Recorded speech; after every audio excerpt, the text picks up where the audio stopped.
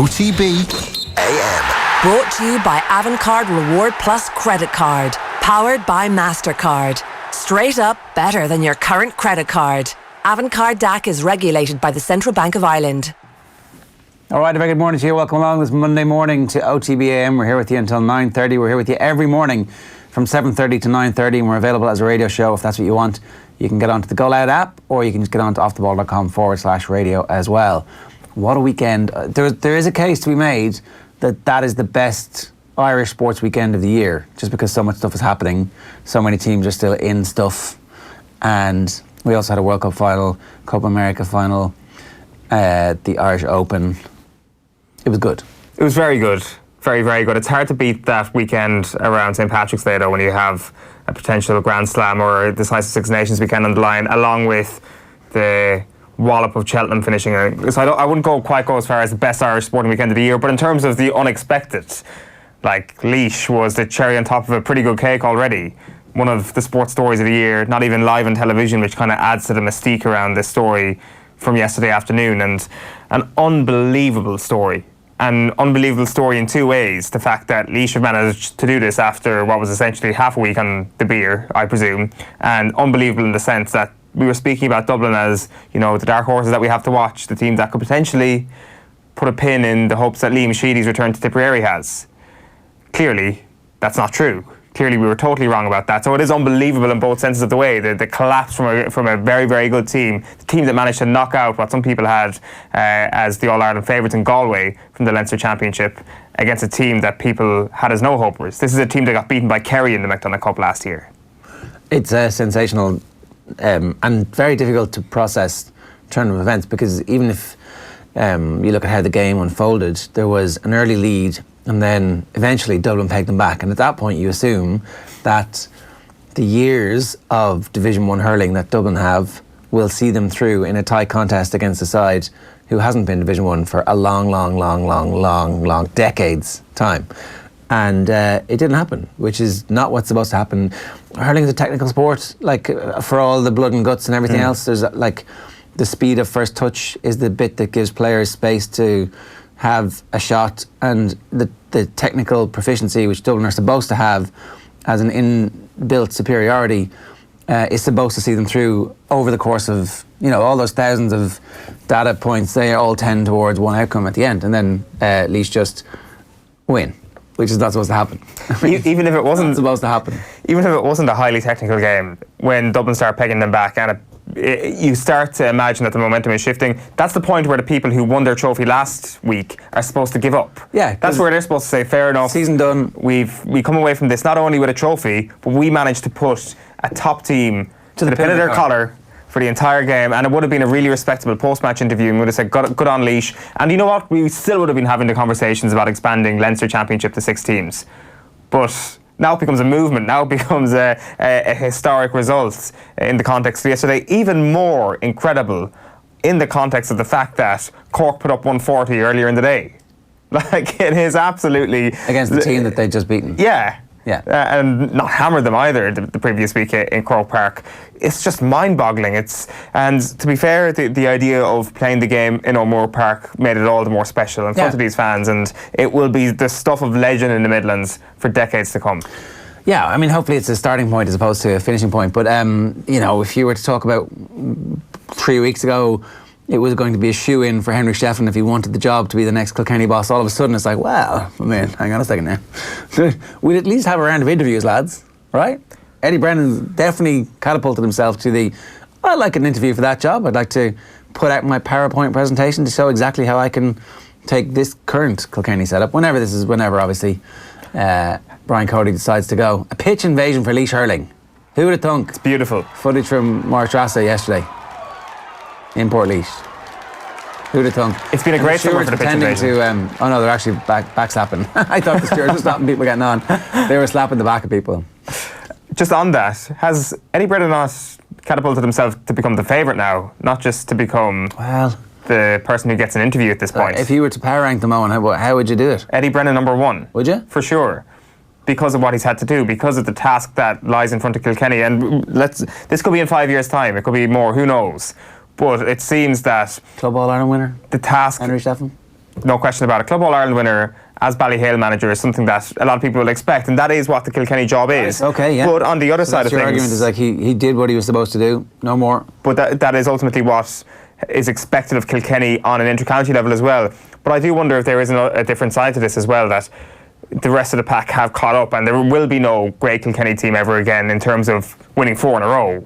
There is a good chance we won't see that in our lifetime again, a team of that quality. So they will have to maximise resources, which is exactly what Eddie Brennan has done. They will need to play out of their skins in certain games when they will be outsiders. Believe it or not, Kilkenny will be outsiders in big games in years to come. Eddie Brennan has proved his credentials in that sense. Eddie Brennan has proven his credentials as a tactician. Like, we don't like to use the word sweeper in hurling, apparently, but playing a couple of men deep yesterday really helped their cause. It's something that people have noted, have remarked upon all throughout their McDonagh Cup campaign. He thinks about the game in a way that is akin to the likes of Davy Fitzgerald and Derek McGrath. He doesn't care about the traditional nature of how hurling teams are supposed to set up. These are all ticks in the boxes beside Eddie Brennan's name for me, and he is the favourite for me, or the best candidate at the moment to take over from Brian Cody. They are currently the story of the summer as things stand. Obviously the Mayo footballers are right there beside them. Mayo against Killarney, the entire off-the-ball crew have been inviting themselves to your family's house to the homestead down in Kerry. I mean, you must have a big gaff on. Nathan Murphy is so happy to invite everybody, and then he puts it on Twitter. I'm like, well, no, the worst thing about Nathan... There's a little subtle "you're mad" joke in the middle of all that too. I was like, hang on a second here, Nathan. I wouldn't be having that if I was you. Yeah, certainly. I'd be calling him out. I'm fuming. But the worst thing about it is Nathan Murphy is that guy who posts it on Twitter and then doesn't actually show up himself. I don't think he's actually going down to Killarney on Saturday night, by all accounts. So for fear that... a bit of a sly move, to be quite honest with you. For fear that they get beaten. No, I think he'll probably go down on the day of the match. Right. He won't actually make a weekend of it, despite the fact that he started, I think, on Twitter to make a weekend of it. Oh, and has a free gaff, basically. Basically, and then he doesn't show up himself. Right. For the rest of the Mayo Mafia are welcome, though. A jamboree will be had, by all accounts. A jamboree will be had. Shame about the Sunday afternoon throw-in, but I think we'll be in more of a mellow mood than, say, we would have been at 7 o'clock in Castlebar last year. Well, do you not just go out on the Saturday night and have a rollover? That's what most people do. I certainly won't be. I'll be in here the following morning, fresh as a daisy, ready to analyse Mayo's win in Killarney. How are you getting home? That'll be it. Just want to make sure that this is sorted out now a week in advance. You have a lift home. I will be sorted. There's also... Did you know that the Southwest is also covered by public transport? I do, yeah. The train. But is there a special train back to Dublin for all the Kerry people after the game? You don't need a special train. There won't be that many either. It'll be me and about 7 or 8 other people, I'd imagine. In total, across the train, you do have a few stragglers who tend to make that pilgrimage up to Dublin on a Sunday evening after league games in Killarney and stuff. But like next weekend should be amazing. It's going to be absolutely brilliant. This is the time of the year that we're really looking forward to. Granted, we should appreciate that. Come Sunday morning, we're not going to feel too happy about the Football Championship because Dublin will be after eviscerating Cork on Saturday night, which is a thing we just need to throw out there before we get into the hype of what the Super 8s are actually going to bring. Because the thing is, in the Super 8s that they're going to bring are hopefully 2 great games on Sunday. I think Meath going to Donegal as well, it should be a decent fixture given their familiarity that they brought together in Division 2. That was actually a really good league final. And what we have is a repeat of the Division 1 and Division 2 league finals this Sunday. Both are really good games. Yeah, I'm not so sure that Meath and Donegal weren't on divergent. Yeah, that's true as well, to be fair. The point about that struck me was that really what Kildare did last year by winning in Newbridge or nowhere, they denied us a great Super 8 when you think about it, because we would have had Mayo in Killarney and we would have had Mayo against Galway, and that game would have been in Pearse Stadium probably. So by getting through to the Super 8s last year, I'm sure that whatever could have gone wrong from an attendance point of view. Sheahan McGrath has a piece today in the papers we've got to get to now saying that attendances were down 14%. John Horan basically said it was because Mayo didn't make the Super 8s, and yeah, you could see why it was. There you go. There's 156 likes on Nathan Murphy's tweet. Just got a message from Eoin Sheahan. His ma is hosting a party on Saturday night in Killarney for all the Mayo folk heading down on Saturday night. We'll send on the address later in the week. Obviously a drunken text because he sent Saturday night twice in it. But anyway. I look forward to him acquiring my address somehow. It's probably on the HR system. It probably is, to be quite honest with you. That is something I did overlook. So you're all welcome. Here's what's coming up on the show today. Kieran Donaghy's going to give us his thoughts around about 8 o'clock this morning. We'll talk more Laois Dublin at around about 8:25. Sports page is coming your way in just a second. Alan Quinlan's going to talk to us about the three-peat for Crusaders and what it means for Eoin O'Gara's coaching career as he makes the journey from New Zealand to France this week and gets his feet under the desk at his new job at La Rochelle. talking Meath around about 9 o'clock. Sports news with Tom around about 9:05, and then we'll go through the transfers with Phil Egan around about 9:15 this morning. That's going to take us all the way till 9:30. If you've got a comment for us, you can use the hashtag OTBAM. We'll bring you the newspapers next. Join Off the Ball in Abu Dhabi this November 17th to 23rd for the inaugural Off the Ball Open. With flights from Dublin, 5 nights in a 4-star hotel, golf on 2 championship courses, gala awards dinner, Peter Lorry golf clinic, and a live Off the Ball roadshow. You can also hang out with some special guests, including Kevin Kilban and Kieran Donaghy. The inaugural Off the Ball Open. Book now at CassidyTravel.ie and check out offtheball.com. It's 7:41. We're going to start with the Herald this morning. The front page headline is Blues Shock, and the back page headline is Bitter Pill as Dubs crash. Kenny disappointed after shock defeat to Laois. Disappointed is a kind of at the low end of, I'd say, how Matty Kenny feels this morning. And Matty Kenny admitted his first season as Dublin hurling manager had ended in a bitter disappointment after yesterday's shock All-Ireland Senior Hurling Championship preliminary quarter-final defeat to Laois in O'Moore Park. Yikes. Haven't talked about the Dubs element of this at all yet. But like, holy moly, the devastation that group of players must feel when they came through in such spectacular fashion, and the scenes in Parnell Park that night when they saw off Galway, it suggested some kind of rebirth, some sort of, we're back at the top table, we deserve to be here playing the big guns in Croke Park. They kind of blah away this fixture, and well, it didn't work for them.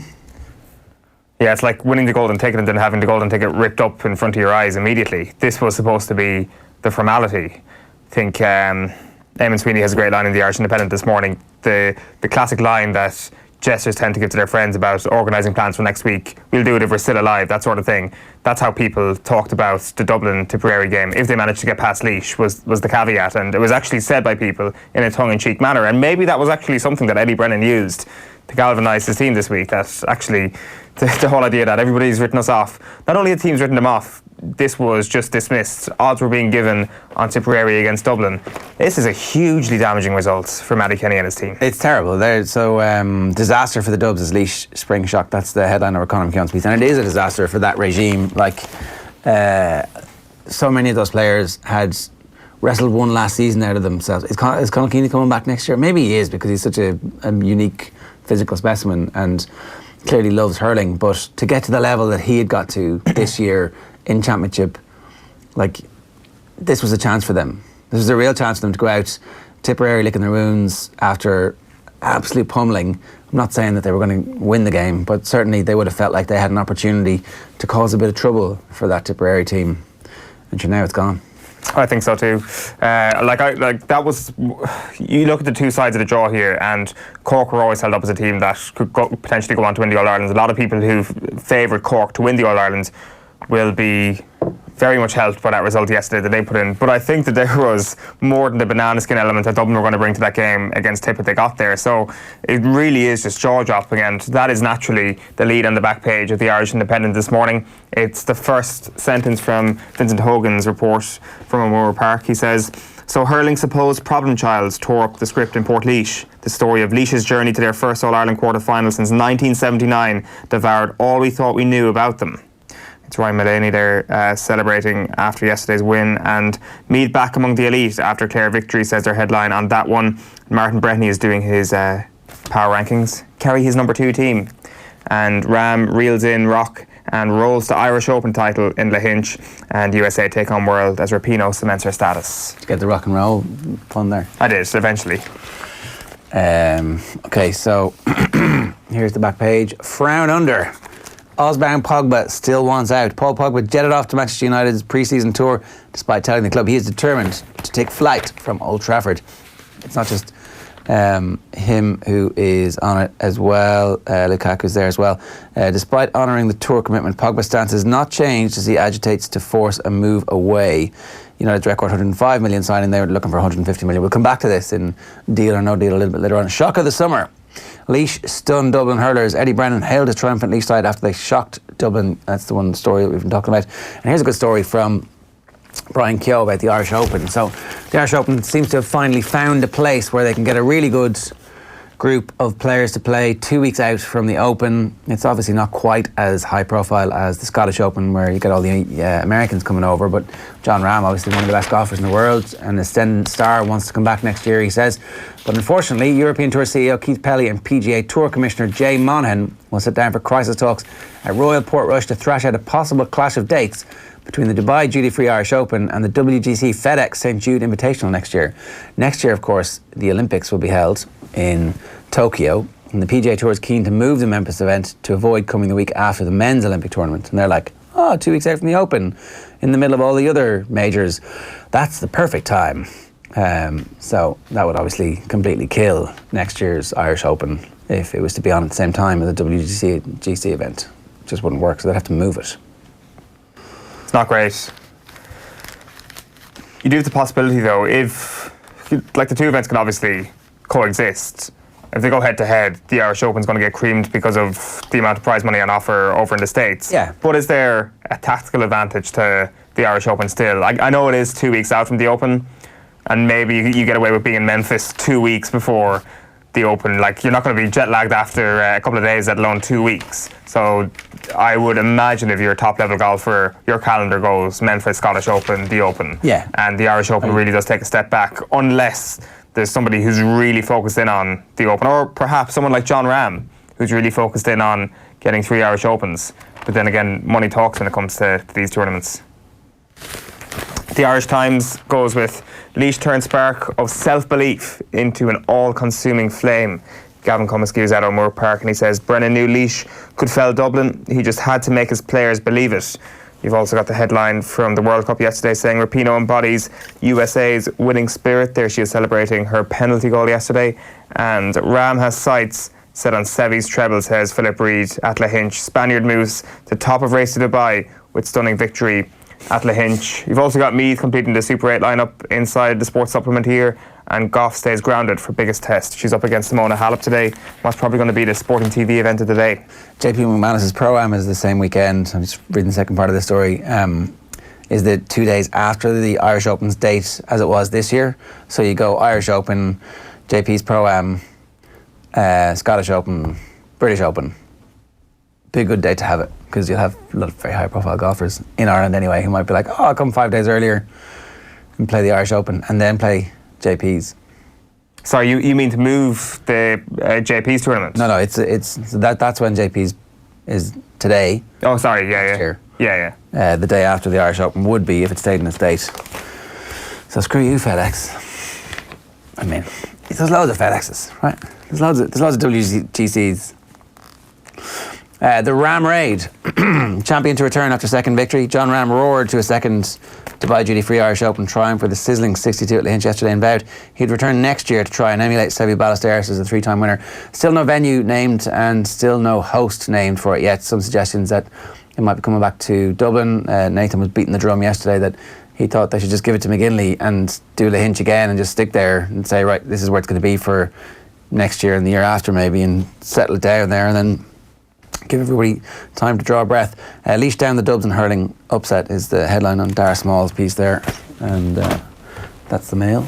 Back page of the Sun is Wish You Weren't Here. United's Rebels misery at Oz Tour. A miserable looking Romelu Lukaku and a miserable looking Paul Pogba there boarding the plane to Perth yesterday. Rom and Pog, glum and glummer they say. It's where Lahinch is a smile then is Brian Keogh's headline on John Ram's win. And Towel at the Moon. Eddie Brennan hitting out of the structure of the Lee McCarthy Cup after his Laois side stuns Dublin. And Teehee, World Cup joy for USA, says their lead on the football. The Racing Post, Haggis agony as Sea of Class fights for life. Star Filly Sea of Class, who pushed the mighty Enable close in last year's Qatar Prix de l'Arc de Triomphe, is fighting for her life after suffering a career-ending bout of colic. The dual Group 1 winner is receiving intensive veterinary care after undergoing surgery on Wednesday. Her trainer, William Haggis, told the Racing Post yesterday, "It is with great regret that I have to announce that Sea of Class underwent a colic operation on Wednesday, which will end her racing career. At the moment, she's at the vets and receiving intensive care and is doing everything as well as can be expected. We're all praying she makes a full and complete recovery to enjoy life as a broodmare." And this is the real too darn hot. Lady Lloyd Webber delighted as Gosden Aceland Group 1 Prix Jean Prat at Deauville under the Tory, and then they're expecting Novak Djokovic to not have all his own way today, and they're bigging up the tipster who tipped the USA to retain the Women's World Cup. They were 72, in fairness, in retrospect. That was a good bet. The States? Yeah. Ridiculous. Like, reading a lot into what happened at the Olympic Games is clearly a folly on behalf of all the bookmakers and all the pre-match expectations, because it was really only after the Thailand game that people were like, oh, actually the USA are still around, aren't they? That people started to change. In all the pre-tournament expectations, it was like, this is France's tournament to lose. The Times leads with English game will be soft on handball. This is Mike Riley talking about penalties that are going to be given as a result of VAR in the Premier League, and they are going to be nowhere near as tough as the officiating was on the women in this year's World Cup.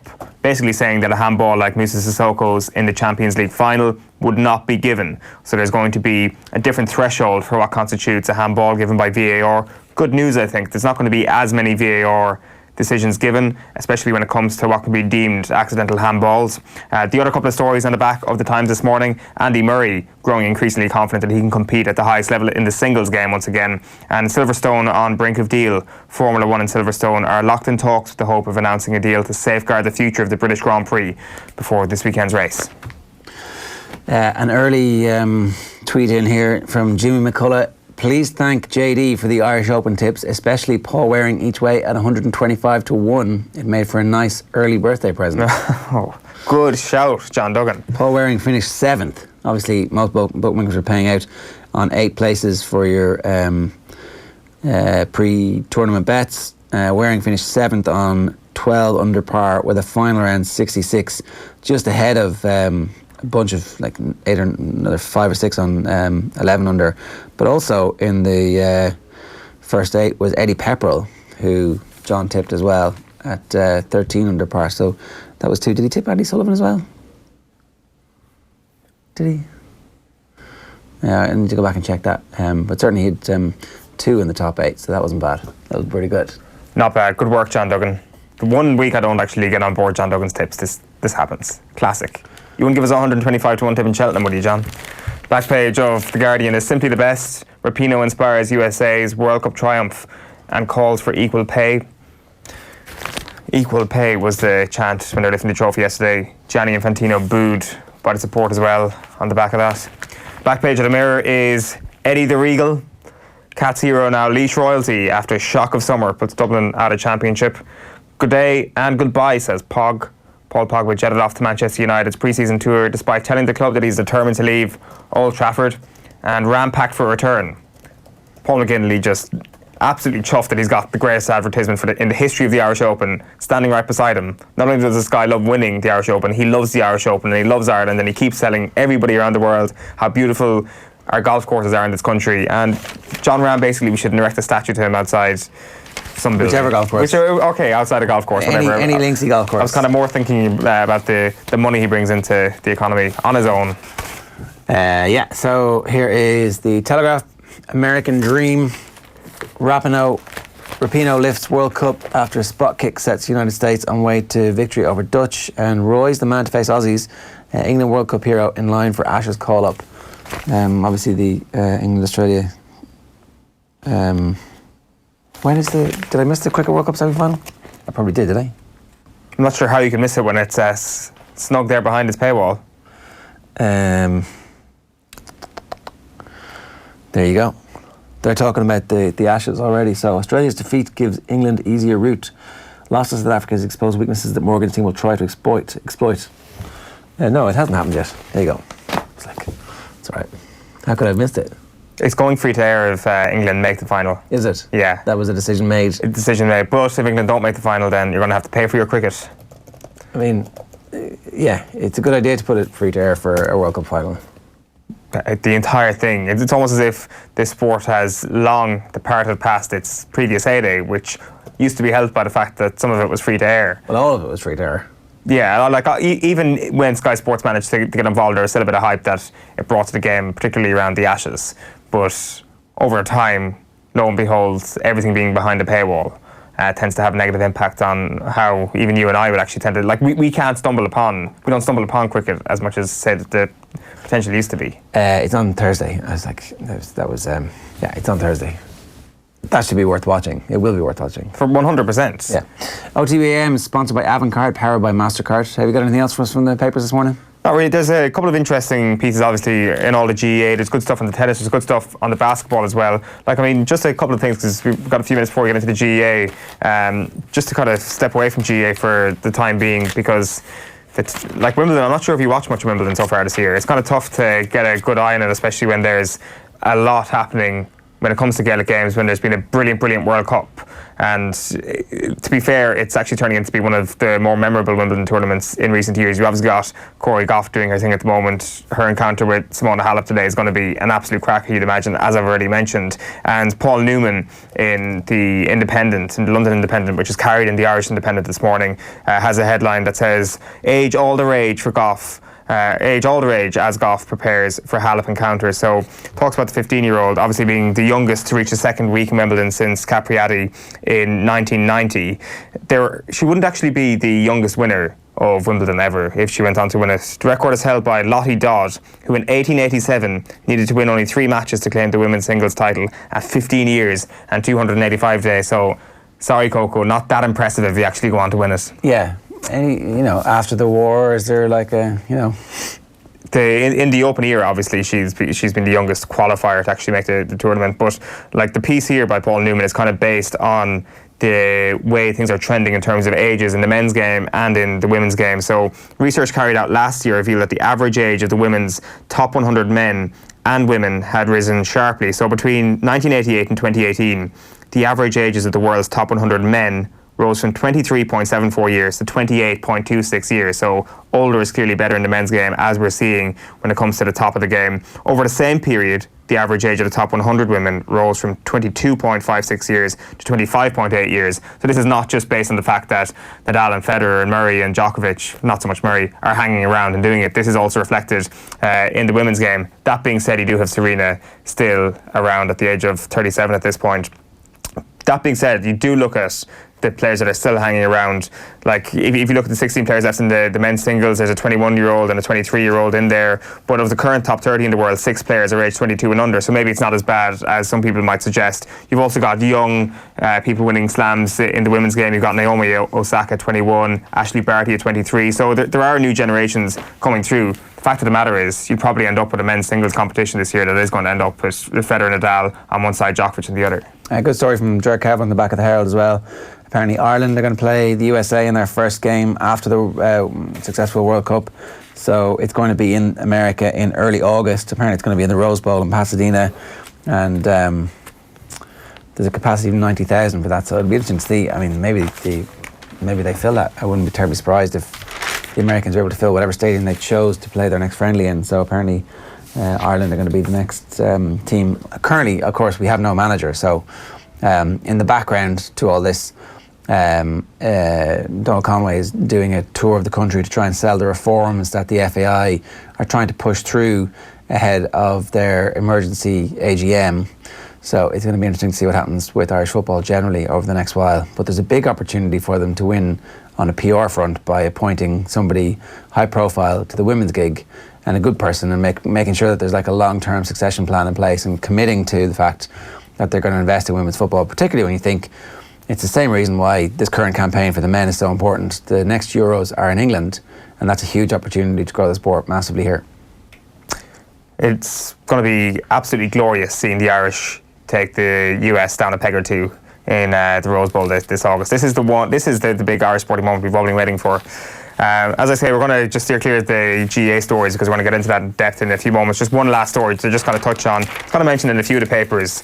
Like, we're doing Deal or No Deal later on, Ger, but really, no offence to all our Deal or No Deal fans out there, it's nothing compared to the American version of Deal or No Deal. The NBA is basically the transfer window on crack, and it has been for the last couple of weeks.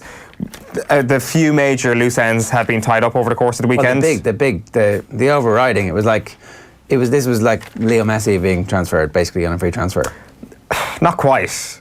Okay. Not quite. Close enough though. I mean, close enough. Come on. Let's be Kylian Mbappe even though it's not really so much on a youth side. It's the third best player in the world being up, and that of course was Kawhi Leonard, who's decided to go to Los Angeles to the Clippers, because there was a lot of discourse around the fact that of course he's going to go join LeBron, and of course the LA Lakers are going to be unstoppable now and basketball will get really, really boring. But fair play to Kawhi Leonard, he's actually gone to the Clippers.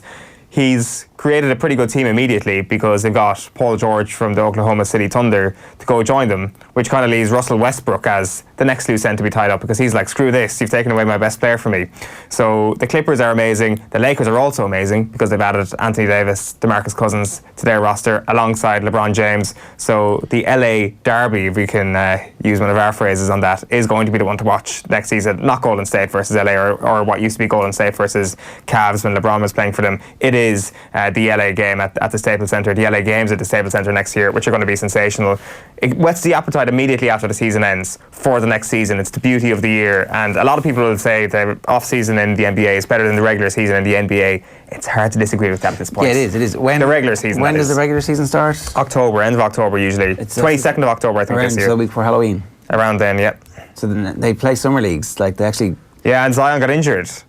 Like, I'll admit, I don't have a full breakdown of Zion's injury history, but this is obviously the second time he's got injured in the space of time. Famously injured last year when his foot went through his boot. He's injured there last week, and he's out for the rest of Summer League. So, do they get paid for Summer League? Is it like why do they do the Summer League thing? I mean, pre-season, no, it can't be pre-season because it's way too early to be pre-season. Yeah, so the body is completely wrecked after playing all year long, and they're always complaining about there being too many games to the point where they're cutting the games, and then they go off and they play high intensity games just because they're alpha dogs and they're in Vegas. They get carried away by the bright lights. Is it only in Vegas? Is that what happens? Okay, so they're getting paid a lot. I presume so. I've definitely said they're getting paid. Celine Dion money, are they? But they must be. Every night in Vegas, Zion Williamson comes out to a half-full arena. We're talking football next here on OTBAM with Kieran Donaghy. We're going to hear from the Mayo manager, James Horan, after this.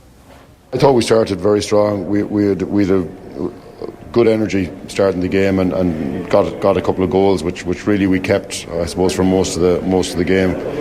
So delighted with the start. And goal came back at us in the second half, but I thought we were strong, and they got a goal from that free kick. We'd be disappointed with that, obviously, but we still reacted very well. Many times they came at us. So look, overall, very happy to be into the Super 8s. Those James Carr goals, did you see them coming? The guys were saying in the dressing room that James Carr scores goals like that. He scores the 1-yarders, and he scores pretty spectacular ones. Just delighted that he got more game time today. He worked hard for the first half. Tired a little in the second half, so he needs to work on that. But I thought some of our senior guys today, Colin Boyle, Keith, Chris, some of those guys I thought were superb today and showed massive leadership today. Do you have what it takes to make a real difference, to be there for those who need us most, and to belong to something bigger? To feel the pride of serving your country and supporting your community? Join our Army, our Air Corps, our Naval Service. Join our team. The Defence Forces are recruiting now. Apply on military.ie. Join Bruce Betting now for a risk-free first bet up to €100. That's right. New Irish accounts can enjoy a risk-free first bet up to €100. So if your first bet loses, we'll refund your stake with a free bet. Now that's giving you more. Bruce Betting. In store, online, and now on your phone. T's and C's apply. Please gamble responsibly. See dunlewy.net. Okay, time for us to turn our attention to the Gaelic football at the weekend. Kieran Donaghy joins us now. Kieran, good morning to you. Morning. How's the form, boy? Yeah, pretty good. The Mayo form is pretty good at the minute as well. Tell us a little bit about what you make of where Mayo's standing is in the aftermath of that game, because parts of the performance were brilliant and other parts were like they were just letting go straight back into it. Yeah, that's kind of been Mayo's story really all year, but I was impressed with them now. We were behind the goals in the Gaelic grounds with Sky, and their movement up front was very good. The movement between Cohen and Cillian O'Connor was excellent. They seemed to have a great understanding. Obviously, James Carr's goal was amazing, but he was also added a lot to that. I think they got 2-9 between them and that full forward line. So they'll be really happy getting ready to go for Killarney. Their stalwarts at the back, Chris Barrett, Colin Boyle, Brendan Harrison, even Lee Keegan got a few minutes. But I thought Colin Boyle was very good. Paddy Durkin was brilliant. He did a man-marking job on Shane Walsh really and kept him out of the game from open play.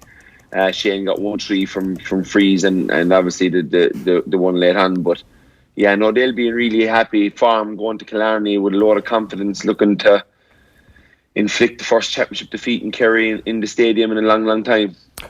How big a difference, or how more of an advantage is that, having that momentum and having that road testedness going into an All-Ireland quarter-final, or in this case, the Super 8s? I mean, it's something that you would have been familiar with going through the qualifiers. Perhaps 10 years ago, you would have come up against that Dublin team and you would have been road-hardened, whereas they would have been rested up. It clearly doesn't matter to a team coming through the back door. No, and people always say that with these teams that come through the back door, if they ever lose a game, it's because they're tired and they played too many games. And when they win a game, it's because they're on a roll and they have momentum and all that. So it doesn't matter, if these fellas are training so hard now and they're so fit that it doesn't matter if they're playing every week. It brings out the best in the team. It can get morale going. It can get confidence in fellas going. But Cillian O'Connor looked really sharp. For a fella who'd been out an awful long time, he looked really, really sharp the last day. He led the line, he had great body language, he was the aggressor all the time towards the Galway defenders. He looked for ball. As I said, every time he got it, they got their heads up, they kicked the ball through the line, and there seems to be a great level of understanding between the forwards that when the ball is won by somebody in around the 45 or outside it, that they're getting the head up, swinging it in, kicking it in straight away. So they seem to be really ticking along well. And yeah, they're going to be a hard beat on Sunday. But Kerry and Killarney have got themselves out of not an awful lot of trouble over the last 30 years in games they should have lost. So I'm sure they'll be looking for it. But it's going to be what an atmosphere it's going to be down in Killarney next Sunday. It's going to be pretty epic, I must say.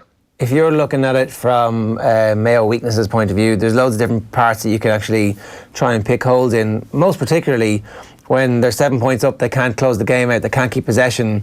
They kind of retreated back into their own shell at various stages in that game against Galway, and they gave up a load of chances. Yeah, it was 2-4 to 3 points. Mayo were up 7. The exact same scores it was in the Gaelic grounds between Kerry and Mayo at that time in 2014. And yeah, they play such a kind of attacking brand of football. They don't play that kind of blanket defence that Tyrone are playing at the moment. They really push out and they really push you high up the pitch, and that can leave you a small bit exposed. But I like the way they play because they're keeping Colin Boyle back as that safety valve, and he is kind of a good reader of the game, and he bails them out a few times if they're in trouble. But for as in giving up chances, Galway are a good side also with good forwards, so you're going to give up chances against a good side. But when you look at it, like they keyed in their main men, and didn't give them much inside, in fairness. So if it wasn't for kind of Peter Cook out around the middle of the field, Galway mightn't have even been in that game at half time. So Mayo are a high action, high paced team, and they will give up chances, but they're also attacking so much that they're hungry and they're looking for scores. And if they get a run, that's when they beat teams well. And if they don't get a run properly on you, they'll let you back into it. But it is a problem, and it is something James will be kind of guarded against, because against Armagh, they were home and hose, they were out the door, they were up 5 points, and they just became sloppy and they became kind of a bit nervy. And it probably had signs of a team that was desperate to make the Super 8 because they missed out on it last year. So, they're in there now. They've got 3 games, and it'll be very interesting to see how they get on in Killarney on Sunday. The Peter Cook performance is very interesting, Kieran, because I do wonder if he showed up an area with which you can target Mayo at, that with Matthew Moran out, with Diarmuid O'Connor out, that putting Aidan O'Shea on the back foot is something you can have a lot of success with. Like Jason McGee will be going up against Aidan O'Shea, you'd imagine, and he's a point-kicking midfielder as well. Brian Fenton would thrive in that role as well. Is this a big Achilles heel now for Mayo that Galway have exposed? I don't think so. To be honest, I think Aidan was kind of really only on him for probably one of the points. As in right on him. He's probably back helping, and if you're playing help defence, which Mayo do very well, I don't think they're worried about who scores. It's just the opposition scoring, and I think Aiden, for a few of those points, was back helping, and two of them got recycled back out. Kind of two big ones from out. He certainly did go at Aiden O'Shea, and this is something again that Mayo will look to tighten up on, that when Aiden is back kind of helping, because he's kind of like the dictator back there. He goes back and he moves Colin Boyle back out, and he says he'll sit, and he's very good at organising them. I see him, he's a great communicator, hands are going all the time, he's shouting at fellas to push. But yeah, at times it did look like he was kind of leaving himself a small bit isolated as a defensive sweeper, that when his man eventually did come onto the ball, he couldn't get back out to him in time. And but Cook's 4 points were excellent, and yeah, it is possibly somewhere where Kerry will look to maybe get like a David Moore that's going to come onto the ball a lot. But I would say that it's something that Mayo will have tidied up by next Sunday. Where now for Galway? Like, a lot of assumption that that's the end of the Kevin Walsh era, that they haven't quite made use of the array of attacking players they have. I see somebody making the case in the papers today that the next manager is going to come in and realise that his defenders just aren't up to scratch, and that's why the team plays such a defensive style. What's your take on that whole Kevin Walsh era generally? Like, did he get enough from the players over the course of his 5 years? Yeah, I think he got them to an All-Ireland semi-final. I think he got two kind of championships. He was, and he was, look, there was the year we played them when they were kind of really open at the back, and we put a lot of long ball in, and we scored well off it. And I think the year after that, he came back with a kind of a new philosophy, and they became really aggressive, really pushed up in your face. And when you got out past that early press, they were very quick to turn their back on the ball and just get back and create that kind of a blanket defence. But yeah, they probably a small bit exposed. I'm surprised Sean Andy O'Kelly didn't start. I like him. He's big, he's strong, he's aggressive. Liam Silk is more of a half-back. He found himself back in the full-back line. So, they do have stuff that they will have to look at in the off-season, but there's an awful lot of potential there. There's an awful lot of good players there. And, they were in an All-Ireland semi-final last year. So they probably did get further than they've ever gotten before, but probably with the talent they have. But, them players have to get it out of themselves more on bigger days, especially up front. And you can't underestimate Comer. Like, Comer is a bull in a china shop, and he was on, he was very ring rusty the weekend, but he absolutely caused consternation when he went inside there. He competed very well for ball. He was probably trying to do a bit much at times, but it was all with the goodness of Galway at heart. He was just trying to really get the crowd going and get his team back into the game, and he did force some stuff early.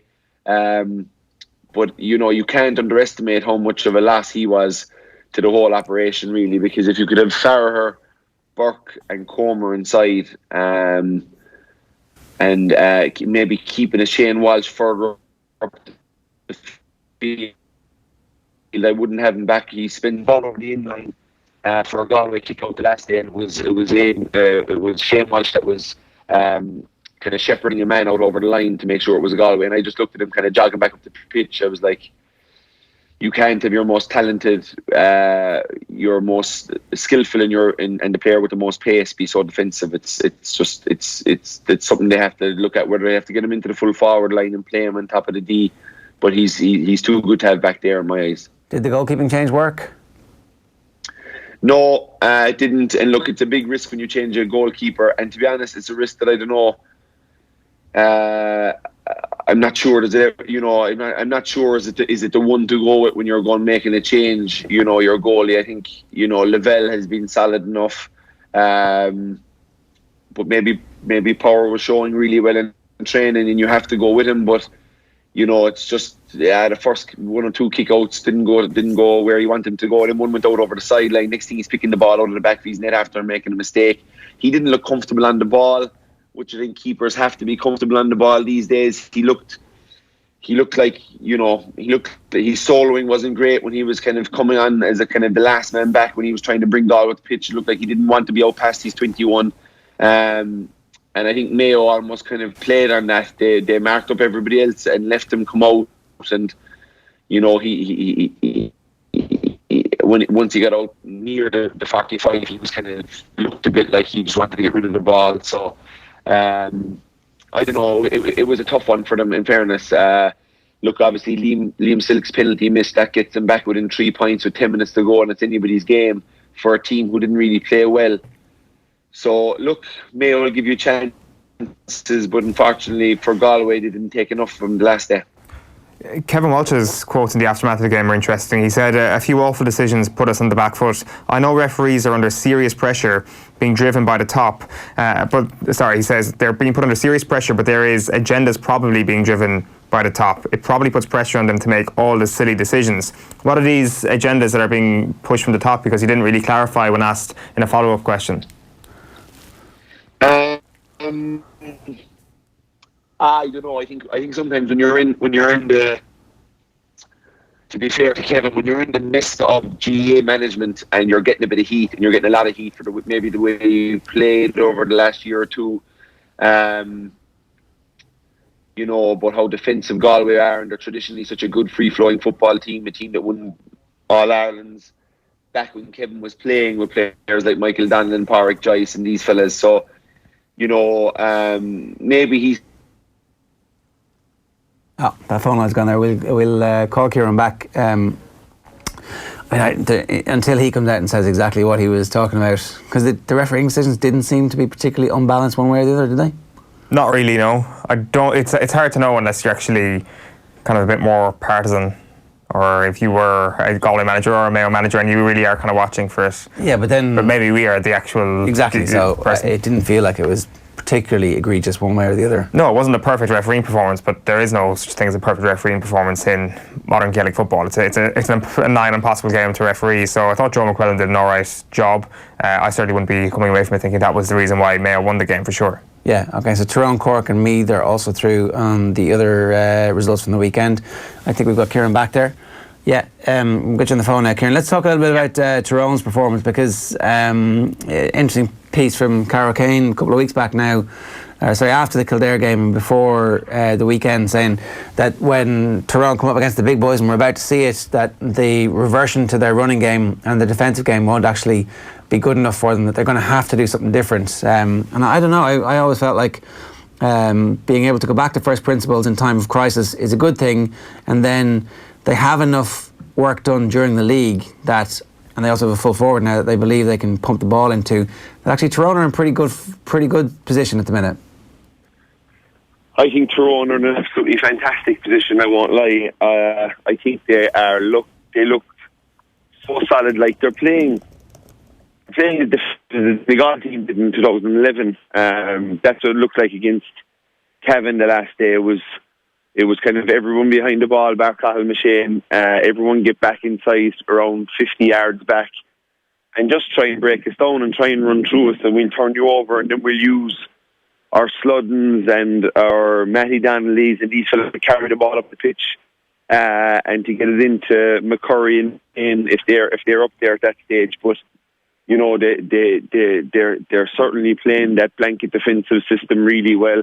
But obviously, you know, I know Donegal got a lot of stick that time when they were everybody inside their 45. But you know, Tyrone were almost getting away with being that negative because of how impressive they are in the counter attack, and you know, it's a style that they know, and it's a style that, you know, looking at them against Cavan on Saturday, Cavan just could not break it down. They could not get it. Their key fellas are being marked out of it.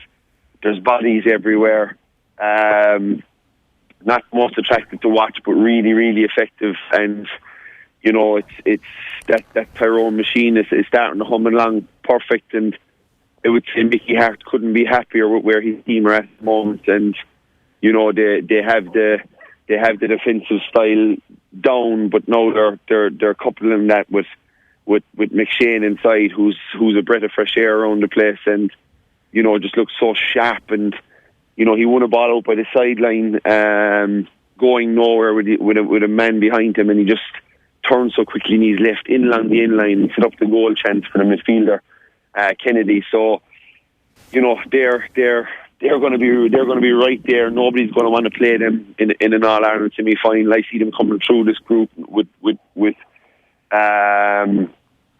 I think they'll win their first two games and be going into that Dublin game with a chance to see if they could knock them off there again, because they've beaten them in Croke Park this year already in the league, and if they could beat them in a qualifier game or a Super 8 game, they won't fear them again then in the final. So no, they're really impressed with Tyrone. Really like where they're at. In my head, they're the number 2 team in the country right now. Right.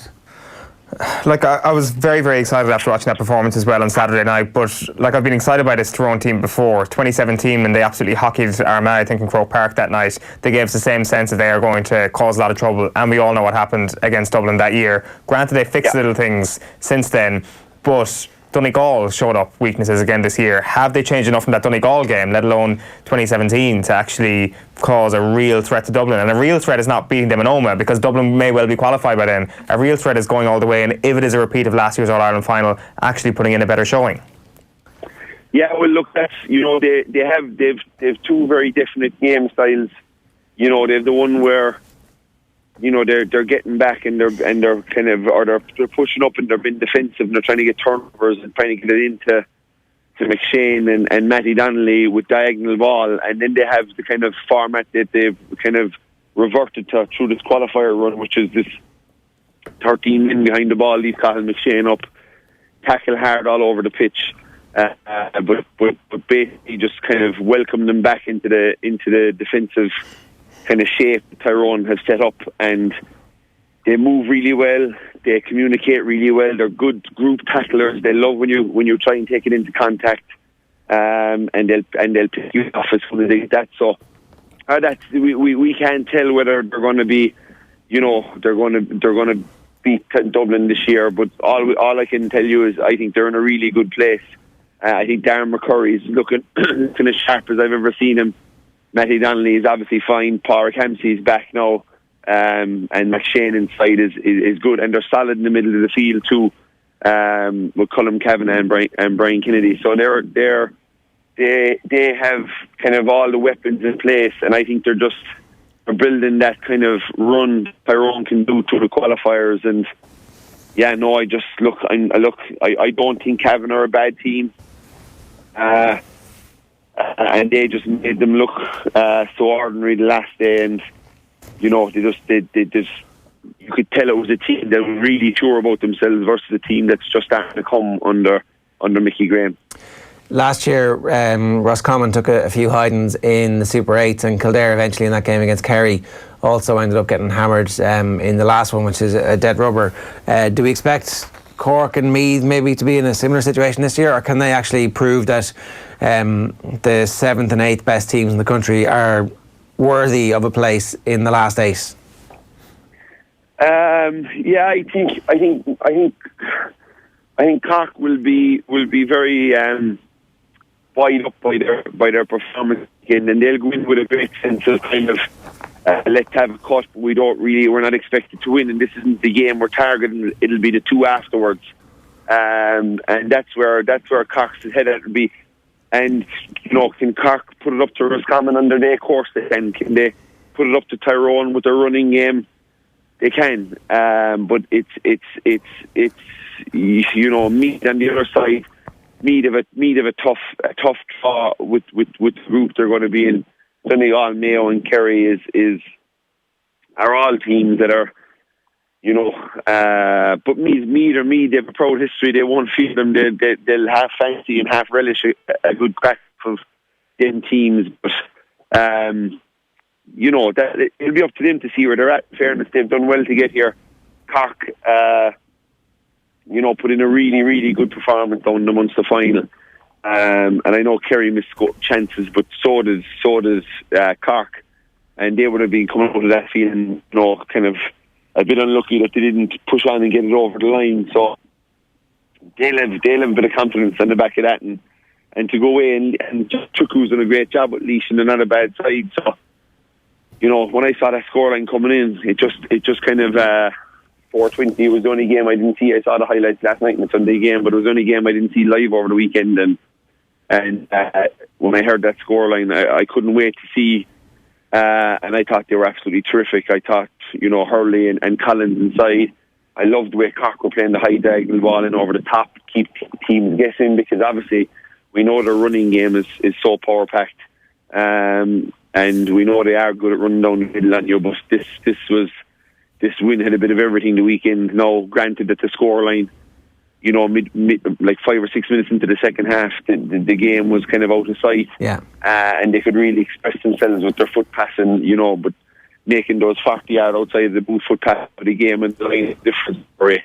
They were up 10 points, but nevertheless, it was very impressive by Cork the weekend, and it just makes I think it'll be an exciting Super 8. It's better than it was last year, because of the fact that I just think there's huge fixtures every weekend, and okay, the whole idea of starting the provincial winners playing at home is good, because last year you were winning the provincial and your first game was in Croke Park, so I think that idea is good. So they're going to be some great games. Right, just to reiterate, in a shocking turn of events, you're saying Tyrone are the second best team in the country, which completely steals the thunder from tomorrow's unveiling of Eoin's power rankings. But that's okay, Kieran, because I think many people might agree with you. Well, we might talk about the power rankings this week in Shocklock, because poor old Eoin is getting the small angles, and we sit down through these power rankings and see where he's coming from, and we can talk that one out. Nice one, Kieran. Good stuff. I see the Meath GA Twitter account were retweeting Tommy's trolling of you. Like, who cares? Is what I would say. Who actually cares? Well, you've made it to the inner sanctum of the Meath dressing room, and just before throw-in, they're like, power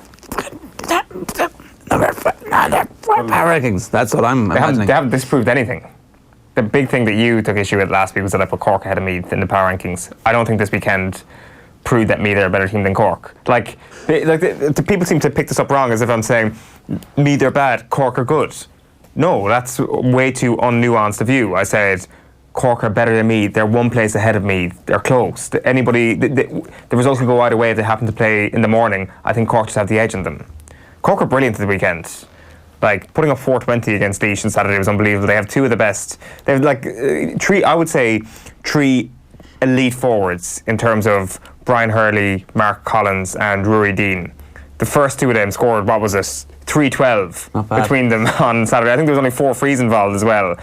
Like, that is outrageous scoring. It shows that what they've done in Munster wasn't a fluke. Granted, one of the games was against Limerick. It was still a huge score, but that Limerick team had beaten Tipperary. What they did against Kerry was as much to do with Kerry's defensive failings as it was to do with Cork being good enough and sharp enough to actually exploit those defensive frailties. Cork are a good side. The problem is, though, is it all just going to come tumbling down to Saturday night after what will inevitably be a hammering at the hands of Dublin? Well, it might not be a hammering, right? So it might be 124 to 312, 314 game that is like an 8-point defeat. It doesn't feel like a hammering, because they'll take the goal chances that Meath and Kildare created but couldn't score. Maybe, yeah, and they will actually, yeah, exactly, and they definitely have better point takers, in my view, than Meath do, but obviously at the back and in terms of the half-back line in the midfield that Meath bring to proceedings, that is a far better department than Cork. A Meath-Cork hybrid team would be pretty good. You're delighted because at the start of the year you predicted that Cork were going to be dark horses, or would be. I predicted they'd reach the Super 8s. I'm not saying I'm some sort of Nostradamus. I'm pretty happy. It's the first time that we never get. Eoin doesn't really. He's not very committed to this job at all. Never contacts us outside of office hours at all. But he was straight on the WhatsApp group immediately after, going, somebody predicted Cork would outperform this year. I was like, who was it? Was it me? It's like, no, it was you. That would be your trigger reaction, all right. To be fair, I'm not gloating. It was pretty obvious to see from the outset. All they had to do was win one game in Munster and hopefully get a softish draw in the qualifiers. And lo and behold, it came to pass. Exactly, but not bragging. Now that we do have our final 8 count counties left in this year's championship. Tomorrow morning we will be bringing the very latest update on our Specsavers Gaelic Football Power Rankings. It did kick off between Meath and Cork fans last week, to the point where the official Meath Twitter feed was definitely getting involved this week, which was interesting. Well, they were retweeting Tommy, and then I was actually wondering, is Tommy Rooney secretly the puppet master for all of Meath's dealings with the media generally? He might well be. I think Tommy is actually Andy McEntee. I've never seen them in the same room. Neither have I.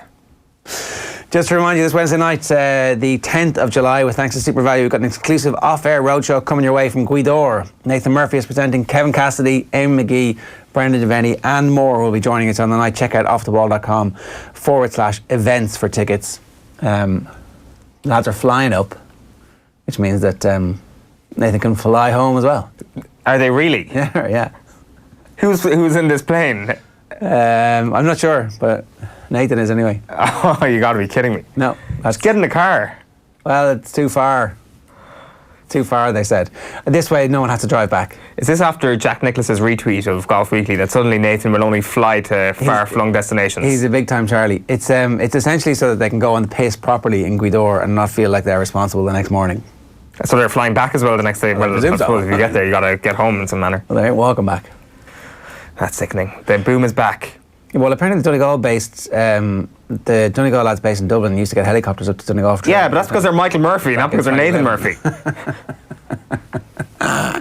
And he deserves it. All right, it is 8:31. Daithi Regan is going to join us next here on OTBAM this morning. We're talking Laois, obviously. Let's relive the magic now from the Midlands 103 commentary. This is interesting because Jack Nolan and Shane Stapleton were on commentary duty as Laois edged out the Dubs. If you've got headphones on, this audio is peaking and slightly distorted, but trust us, it's worth it. He drills it into the clouds. It's a massive puck. Dropping to...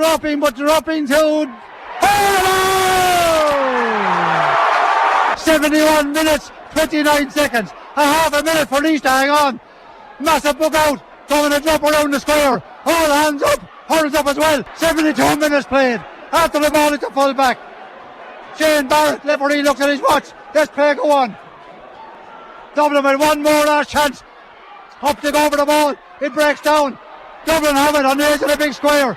Has to go for a goal. Send it off back. But brought to ground. 20 metre free to the right of the post. Second yellow card for John Lennon.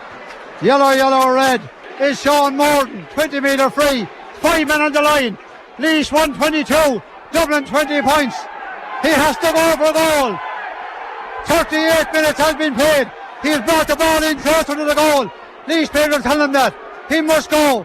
A goal for Dublin. It goes to extra time. John Morton buys the ball. Oh, it's saved it over the bar. John Morton puts it over. Laois ahead by a goal. The shock of the year. What a shock. The crowd come onto the field. Oh my God, that's history. We see Westmeath getting hammered today and everyone's saying the Joe McDonough team shouldn't be in this. Well, Laois have rubbish that there now. You can see Ender Rowland getting mobbed. A couple of those late frees, incredible.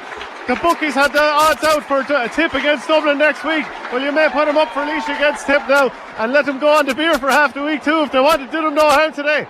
The biggest shock this year, last year, for a long time. For a long time. Yeah. I mean, definitely. It's like this is one of the all-time great shocks. Daithi Regan, good morning to you. Morning, Ger. How are you? I have a vague recollection of the Antrim hurlers beating Dublin when Dalo was in charge. I can't remember. I mean, the Antrim hurlers beaten Offaly in 1989. I'm trying to think back for other seismic shocks in hurling history, and geez, I can't really remember that many. Yeah, there's not a whole pile really, to be honest with you. Unfortunately, I was involved that day against Antrim, and everybody praising Offaly for clapping Antrim off the field. We actually kind of stood around because we were trying to take in what had just happened. We were as hot a favourites as Dublin were yesterday, but I haven't been as impressed by a performance from a team. Laois played in a very specific manner yesterday, and I suspected during the course of the game that they might tighten up in their hurling. I spoke to Vincent Hogan afterwards and he said, I thought they might tighten up. They pretty much didn't waste any ball. They refused to strike the ball aimlessly. They must have had every single hand pass. I don't remember one going to ground. And these were hand passes that were being given to players coming off the shoulder at pace. Everything was executed. The basics of the game, they executed. but they just fundamentally refused to strike a long ball for the sake of doing it. They broke tackle after tackle. With 15 minutes to go, Dublin levelled it up, and I thought this is the first time we will probably see a chink, that they'll be forced in their hurling, they'll be hurried in their hurling, and they'll aimlessly hit it down the field. As soon as Dublin equalised, they just worked it through again. Every single player that had the ball was always looking to offload or play a ball to the benefit of a forward. And Dublin couldn't break it down. Dublin had no pattern to theirs type of hurling. And the way it looked to me was that Eddie Brennan had set them up that this is the way we play. If we play well, inflicting our game plan, we'll beat these guys. And he more or less said that afterwards. And I didn't know if that brand of hurling could be sustained for 70 minutes, because it's got to be very exact. But they just refused. They were so disciplined. I was so impressed with Laois yesterday. They never at one stage ever were hurried. Every player was confident on the ball. They tackled like demons when they didn't have it. But it's when they had it, they were just fantastic, Ger. And to watch it there in the flesh, at the move and the speed of their movement and the offloading game, and Dublin's forwards didn't tackle hard enough throughout the game to force them to hit it long. They just stuck to their game plan, and it was extraordinary to watch it unfold. Let's hear from Eddie Brennan now. Stay with us, Daithi. Here's Eddie Brennan speaking in the aftermath of the game tomorrow, Trasa. It's a massive piece of history, and we're not going to forget the 7th of July for a long, long time, and people in Laois are, and it's brilliant for that. But and I'd say at times today I probably lost control of my emotions for a little bit on the sideline, because I wonder where you got that from. Yeah, I saw a few mad decisions there at the end that sometimes the bigger teams get when our guys were working really, really hard. But that's the way hurling goes. That's the ebb and the flow of it, and it was never going to affect the outcome. To be fair, every time the boys just rolled with the punch and they responded. And that's the one thing I've asked them all year, is that they respond to every setback. We just come back, we keep coming back, and the composure they showed at the end to shoot a couple of points. And even Paddy came up there and shot a massive point when we really, really needed it. I want to let you go back with just one more thing now. You were saying it felt like a bit of a wet tea towel in the face. Unexpectedly, against all predictions, you're now through to next week against Tipperary. Is that a wet tea towel, a dry tea towel, a block? What's that in the face? It's like a good. Matt Corcoran's giving his helmet here now. It's like a good belt of a hurl that won't break. Yeah, look, that's what's there, and I'm not. It would be easy for me to come out and not, talk about this fixture. And I suppose more so, look, we're on a great bounce here tonight. We've upset the odds in a big, big way. But to me, I feel sorry for Westmeath having beaten in a final last week, and having to go through a fixture like that. That's supposed to be that's a reward apparently for getting to a final. And those Westmeath lads, I have huge admiration for them that they went and faced into that today, because I think on the other side of the coin you could be saying, listen, no thanks, you're grand, because what sport across the world plays a final and then has lads to go play a match? And it would be easy for me to just disregard that opinion, and I feel strongly on that. But look, we've just turned over the odds today. This wasn't the script, this wasn't the narrative. But I suppose quietly, I go back to Friday night. I felt leaving Friday night that these boys were in a good place, and I couldn't be more happy for them. They're a brilliant bunch of fellas, and I just want them to enjoy this today. Yeah, look, Daithi, we can talk about the unfairness on Westmeath as well, but we should just talk a little bit more about Laois, and clearly the value of playing hurling when the weather is good all the way into July is benefiting this team. And I think that's the lesson that we need to learn here, is that teams develop really well as the season goes on and progresses, particularly in a technical sport like hurling, where they're clearly benefiting from the extra month and a half of training that they would have had from previous seasons. They are, Jared. It's a good point. And I mean, the other side of the coin is we had one what would be considered major upset yesterday. You were never going to get two Joe McDonagh teams coming up. There's a gulf in hurling between those top 5 or 6 teams and then what's coming afterwards.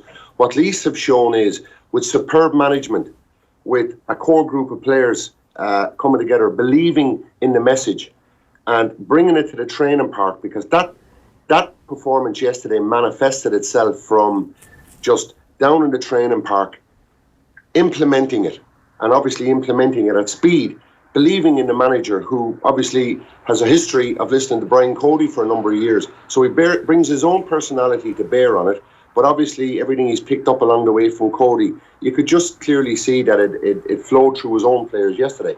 So we were never going to get two of them, because there is a gulf. But what Laois have shown is that if you bring a superb management team in and a core group of players who believe the message from day one, and they've got to buy into it from day one, and there's a bit of a message there maybe for other teams lower down to maybe look at the likes of the Kilkennys, look at some of these marvellous players that won All-Ireland finals, and take a chance on them in relation to maybe bringing them into your own county as a manager.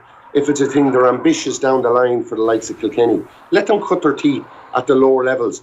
Because if Eddie Brennan walks into a Laois camp with 8 All-Ireland medals or whatever in his back pocket, and he tells them, this is what I'm going to do, isn't he a really easy guy to listen to? And it's very, very interesting. You mightn't thank me for this, but I was thinking coming home from the game yesterday, wouldn't I love to see the Offaly County Board go to Tommy Walsh and say, listen, if you have any ambitions, would you come and talk to us? We'd like to talk to you and bring you in. Because imagine having a guy like Tommy Walsh walking into your camp and saying, I'm a new manager for the next couple of years. If you're a player, wouldn't you just be so excited to have a personality like that in your dressing room? Because you listen to everything. And if he's plausible, which he is, of course, we all know, very plausible, you know, there's a basis for starters for teams at that particular level. So I would commend Eddie Brennan. I couldn't commend him enough. He's done an absolutely superb job, and the players have bought into it. That's such a good shout, Daithi. Like, I mean, we've spoken a bit in both codes over the last couple of weeks about how resources could be used better to promote hurling and indeed football in some of the so-called weaker counties in terms of bringing them up to the required elite levels. But there's also the non-financial resources. There is the brains of hurling that have been, I guess, confined to certain counties like Kilkenny for years. Well, yeah, I mean, we made the point yesterday. Eddie Brennan is his own man, and he brings his own personality to bear, and that's obviously been a success because he's plausible and the players believe it. But from every aspect of his preparation of a team, he doesn't have to look too far back into his career to be able to lean on somebody, i.e. Brian Cody, and say, well, this is the way Cody did it.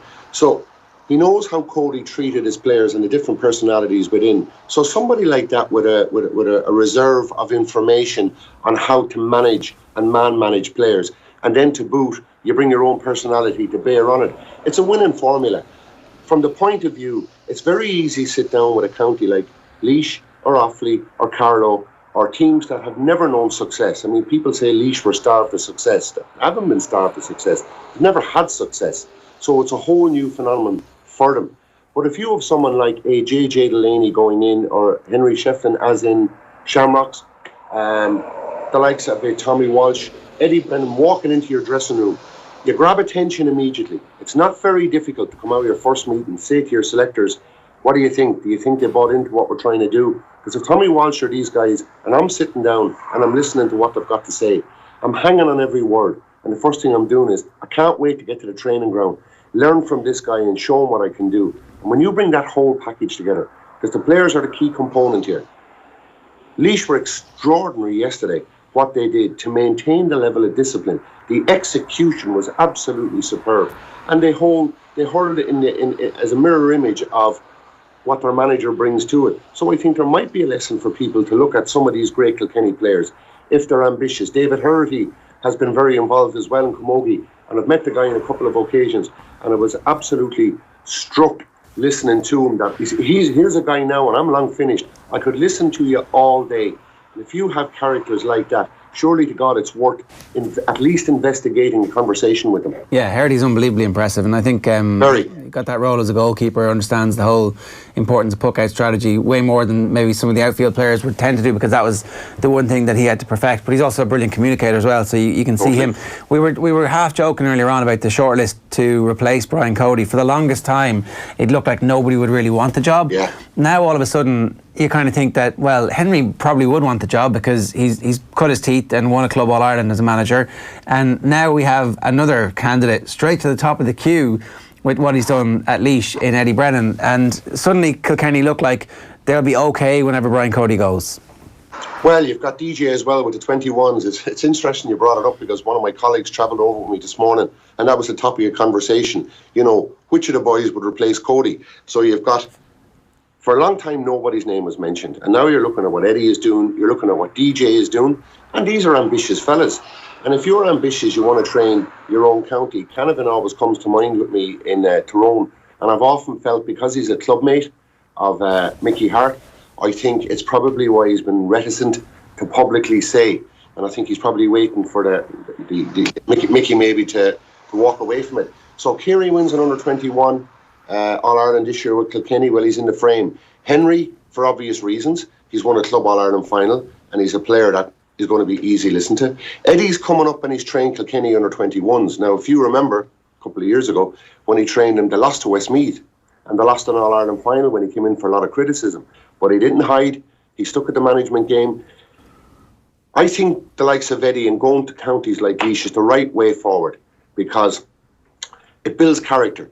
You're going into a county who've been starved of success. So what you've got to do is invest the time, number one, but to convince a group of people that are good enough to be able to play to a high level, compete, but actually win as well. That's a harder job that Eddie has, and that's why I admire what he's done in Laois.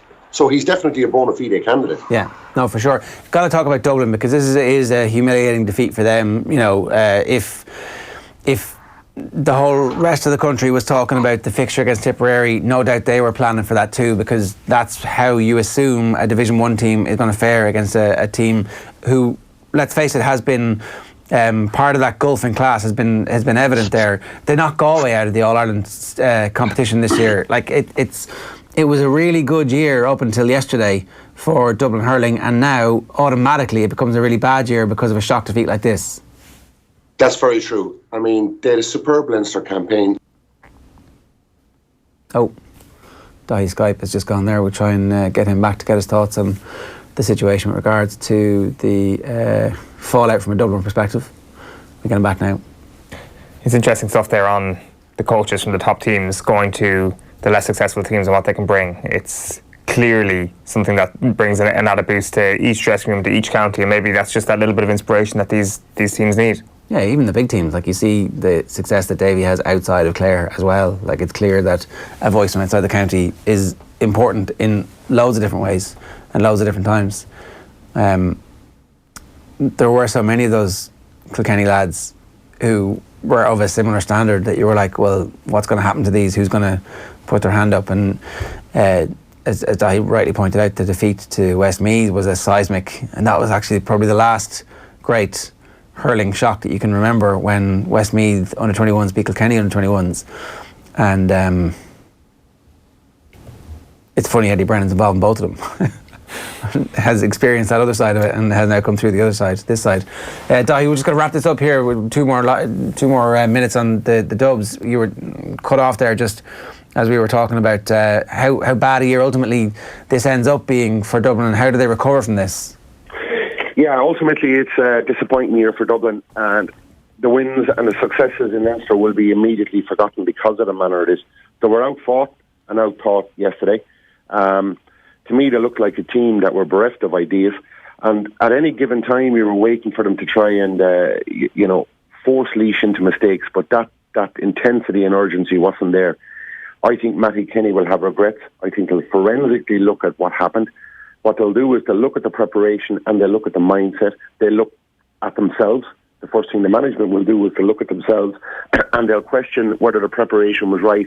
Did they have Dublin to the right pitch yesterday to avoid a potential banana skin? From what I've seen, no, absolutely not. I think too many players weren't as hungry for the thing as Laois were. And with Laois and the preparation that they had and the mindset that they had, you can't change your mind halfway during the game. And Joe asked me this yesterday. At half-time, what does Matty Kenny say?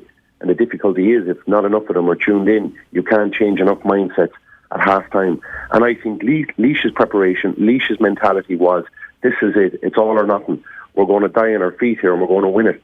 And not enough Dublin players brought that intensity to it. And they got caught out, but it wasn't a fluke. They were beaten by a team playing a far better brand of hurling, who stuck to their task and who executed it. So it's a dismal finish to the year for Dublin, an absolute dismal finish. But the right man, in my view, is at the helm. He will learn for this, because this was a sucker punch yesterday. This will hurt very, very deeply. Daithi, great stuff. Thanks a million for joining us this morning. Bye, lads. Daithi Regan giving us some thoughts there and some insight into yesterday's game. I don't know what's going to happen with Dublin, because it is such a huge setback for them when you consider that they were definitely looking forward to that game against Tip. And again, I said this earlier, not necessarily, I don't think they were going to win that game, it's obviously not looking very wise after the event here, but you felt like there was something there for them, like there was an aggression that they could have brought to that game that would have been a massive building block for Dublin into the future, right? And who knows? Hurling is weird. Your inside forward suddenly gets a bit of space and there's 2 goals up and it's like, well, there's momentum here in Tipperary. You're like, okay, this isn't working for us, but like, that's all gone. This is a disaster. It's amazing how the conclusion to a season can completely affect how it's going to proceed for the next season, because this year was supposed to end with them putting in an honourable performance against Tipperary, a real sign that they had progressed to the point where they were within the top 3 teams in Leinster and deserved to be there. But here we are, and now there's a real disaster scenario for Dublin hurling. This has been a horrendous end to what was a great season, because it comes from the heights of what happened in Parnell Park at the end. We had a brilliant roadshow with our friends at Free Now last week, featuring Paul McGrath, Jamie Heaslip, Andy Lee and Cleona O'Connor. Here's Jamie Heaslip talking about Joe Schmidt setting out his stall at Leinster. Have a look. Joe was probably the best and the worst at giving feedback. You know what I mean? He just he's the type of guy, he'd be looking you in your eyes, smiling at you and stabbing you in the chest at the same time. You know what I mean? Like he would just deliver to you straight, and he would have no problem doing it in the whole room. With like Monday morning review is like, lads are dreading it. Like if you made a mistake in the game, and even if you think you didn't make a mistake, he was going to pull up something that you like, any sort of laziness or anything like that. He'd find it and he'd expose it and have no problem putting it up on the board. And he did that with everything. He does that with like, the guys get like DEXA scans to see what their body fat is. That goes up. You know what I mean? And it's brutal. But I suppose that's what he wants. He just kind of openly like sets the standard. This is it, and everyone gets it. Like you talk about coaches making an impression. Day 1 of Joe in Leinster, first training review, and it's up on the screen. And Johnny throws a pass to Dricko, but it's kind of down at his legs, and Dricko doesn't catch it. And Brian was about to launch into it was down at my ankles. What do you do? And like straight away, Joe just cuts him off and was like, no, good players catch them. And this is like, everyone's in the room like going, oh shit. Someone's actually just fucking giving Dricko hassle, like. Because up until then, let's say Chex probably was a little bit kinder on Brian before then. And everyone was like, and I'd say he was looking for something as well, because he wanted to set the tone. And from then on, like, no one is not held accountable. And I think that's what you want. Yeah, it's Jamie Heaslip there giving us some insights into what Joe Schmidt was like to work with at our Free Now show, which Eoin hosted. Sounds like a great show, Eoin. It was. You can get it all back on YouTube. Good stuff with Paul McGrath, Andy Lee and Cleona O'Connor on that panel as well. Yeah, offtheball.com. It's also available for podcast. The brown man in the room. You're very tanned. Look at you. A bit of a tan, yeah. Yeah. Not too been bad. Away, Alan? Yeah, I was away in Portugal for a little bit. Yeah, it was very nice. You take the sun well? Very nice. Yeah. Some warm weather training.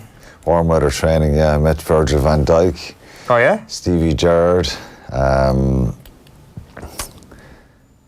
Who else did I meet? Andy Robertson. Slumming it, obviously. Jordan Henderson. Right, They okay. were all out training out in Portugal. Very nice. Their own individual sessions. A few of the Irish players as well, the rugby players. So they were off for a week. They went back for a couple of weeks and were off for a bit of a readjustment, a realignment week or whatever they call it last week. So yeah, it was interesting to see them all training. They brought back memories of my pre-seasons. Was Virgil van Dijk working hard, or was he lying around? No, I was working very hard. I was surprised. He was training pretty early in the mornings there, and people could watch and see. There wasn't too many around. He was training around 8 o'clock in the mornings, and he was doing a fair bit of fitness work, yeah, a lot of movement. Right. Phenomenal to be close to someone like that, or even any of the players, and just to see how big a man he is for a soccer player. Yeah, he's huge, isn't he? Yeah, he's huge. He's about 6'4", 6'5". He's taller than me. I asked him for a photo, and he was very nice to everybody, though. It was amazing. You think these guys you see them on TV and see what they've achieved, and a lot of them are normal, but the attention they get compared to other sports people is It is off the scale, yeah. It's off the scale. You know. And what kind of, like, when you saw what they were doing, did you think, ooh, that's a bit different from what I would have been doing? Or it's like, actually... Not hugely different. I think, obviously, with soccer players and that kind of money, they would have a financially, they'd be able to employ their own kind of strength and conditioners and fitness people to keep them ticking over. But I often say this to people, maybe when I started playing... when rugby went professional, our pre-seasons or our holiday periods were probably 3-4 weeks of bad food and alcohol and totally letting the handbrake off for a number of weeks, and you come back then and you're struggling for the first few weeks, you're easing your way back in. You have a bit of time to get fit. All these sports people now, you finish at the end of the season, the monitoring and the way they have to follow programs even in their holidays and stuff. So it's a common practice to see, to have individuals or team sports people going away on holidays and actually doing a few runs and hitting the gym and doing flexibility and all that kind of stuff, because you don't want to let the fitness go completely. And I think that's what a lot of the soccer players are doing. Some of the rugby players are doing it last week, and that's the way of the world now. So your holidays aren't handbrake off completely anymore. It's maybe enjoy a week or two not doing anything, and then it's active training, staying moving. It makes sense, really. We should talk a bit about the Crusaders, the three-peat. We had Ron O'Gara on last week, and he was talking about the difficulty. Great teams to do 3 in a row. It's very, very hard to get to that point. They were massive favourites against the Jaguars because it was the first team from Argentina to make it through to a Super Rugby final. So, in a way, it felt like they kind of won the title when they won the semi-final against their greatest rivals, really. The Hurricanes, yeah. Must have been difficult enough to get the crowd, the team, to understand that they still have to go through the motions here and get the final done with.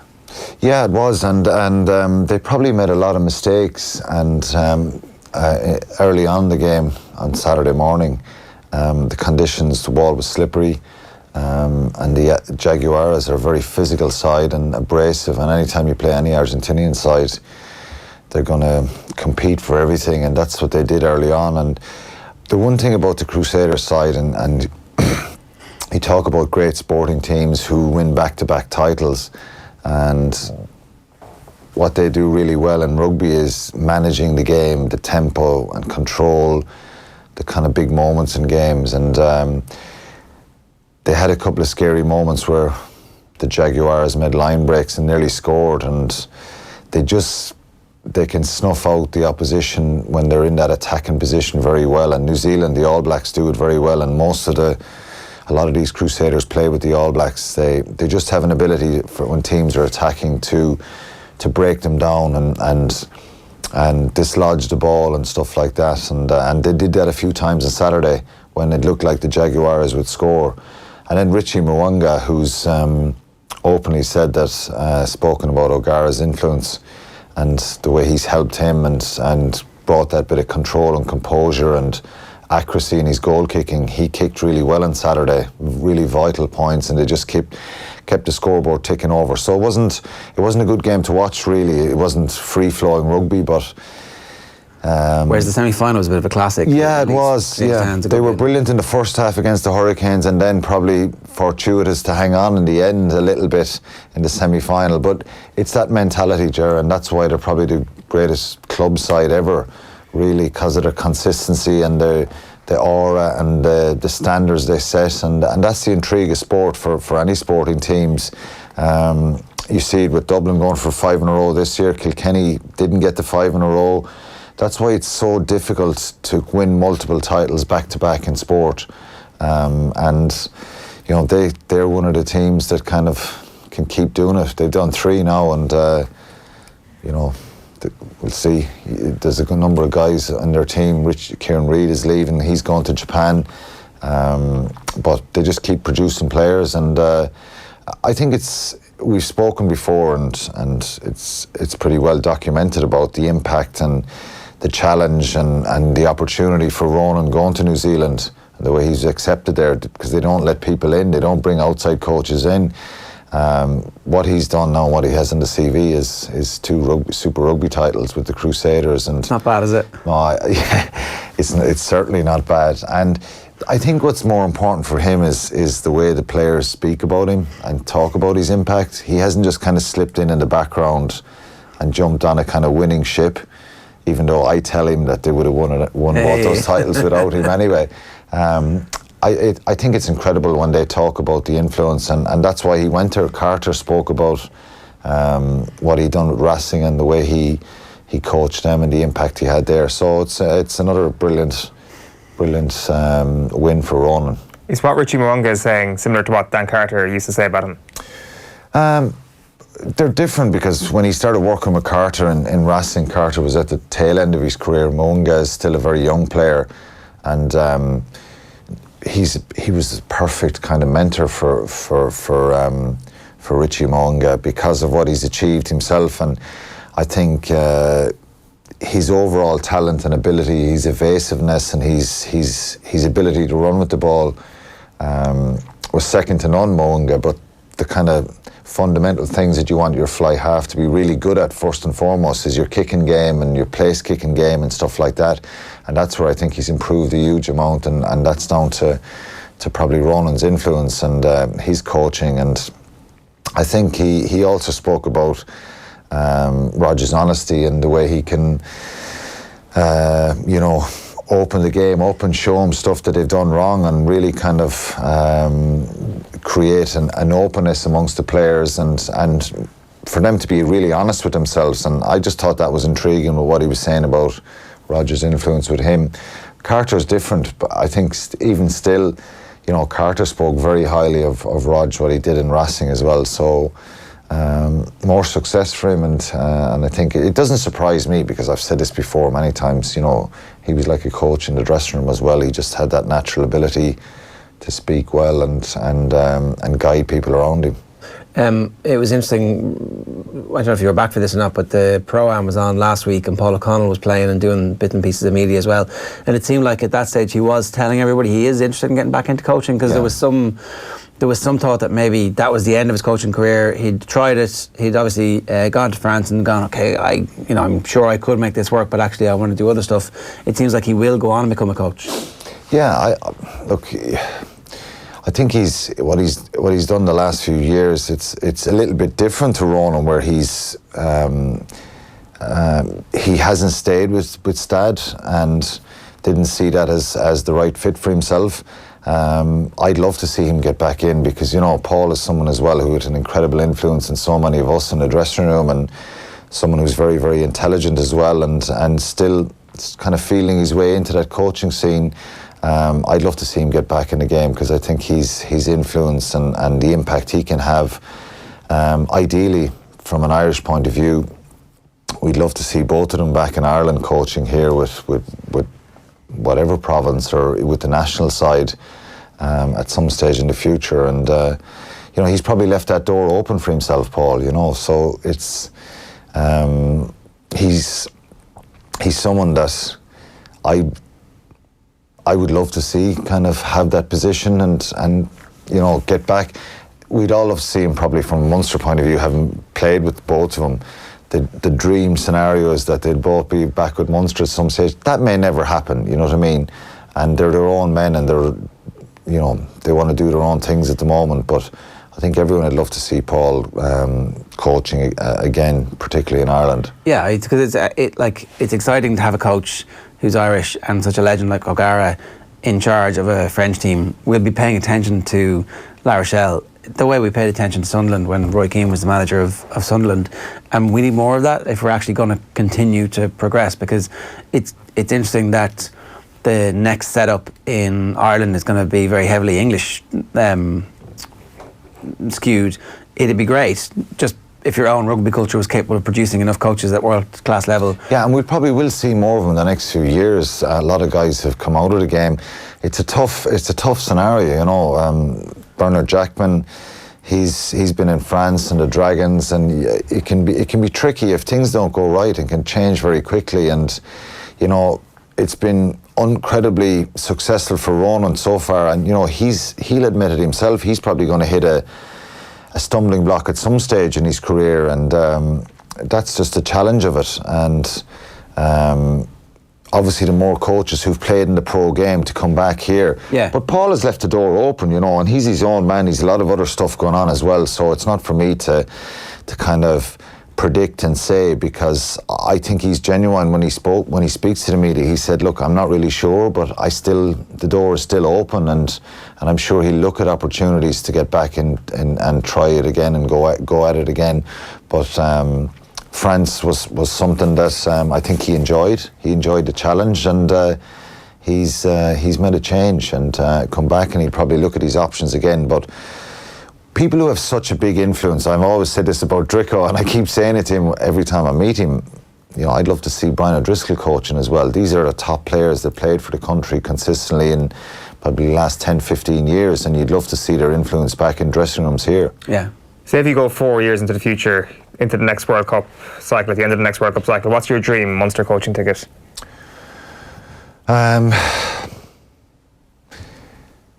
Like I said, you know, you would, having played with Ronan and Paul, it'd be nice to see them two of them work together.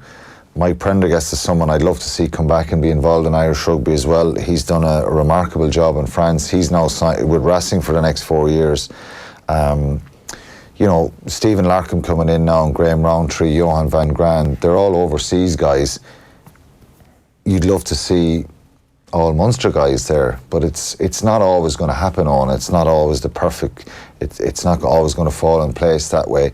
If the timing was right and both of them were coaching, but timing isn't always right, is it, for these things, you know? So look, it'd be nice to see them back there at some stage, but I don't know, it's down to the individual appetite.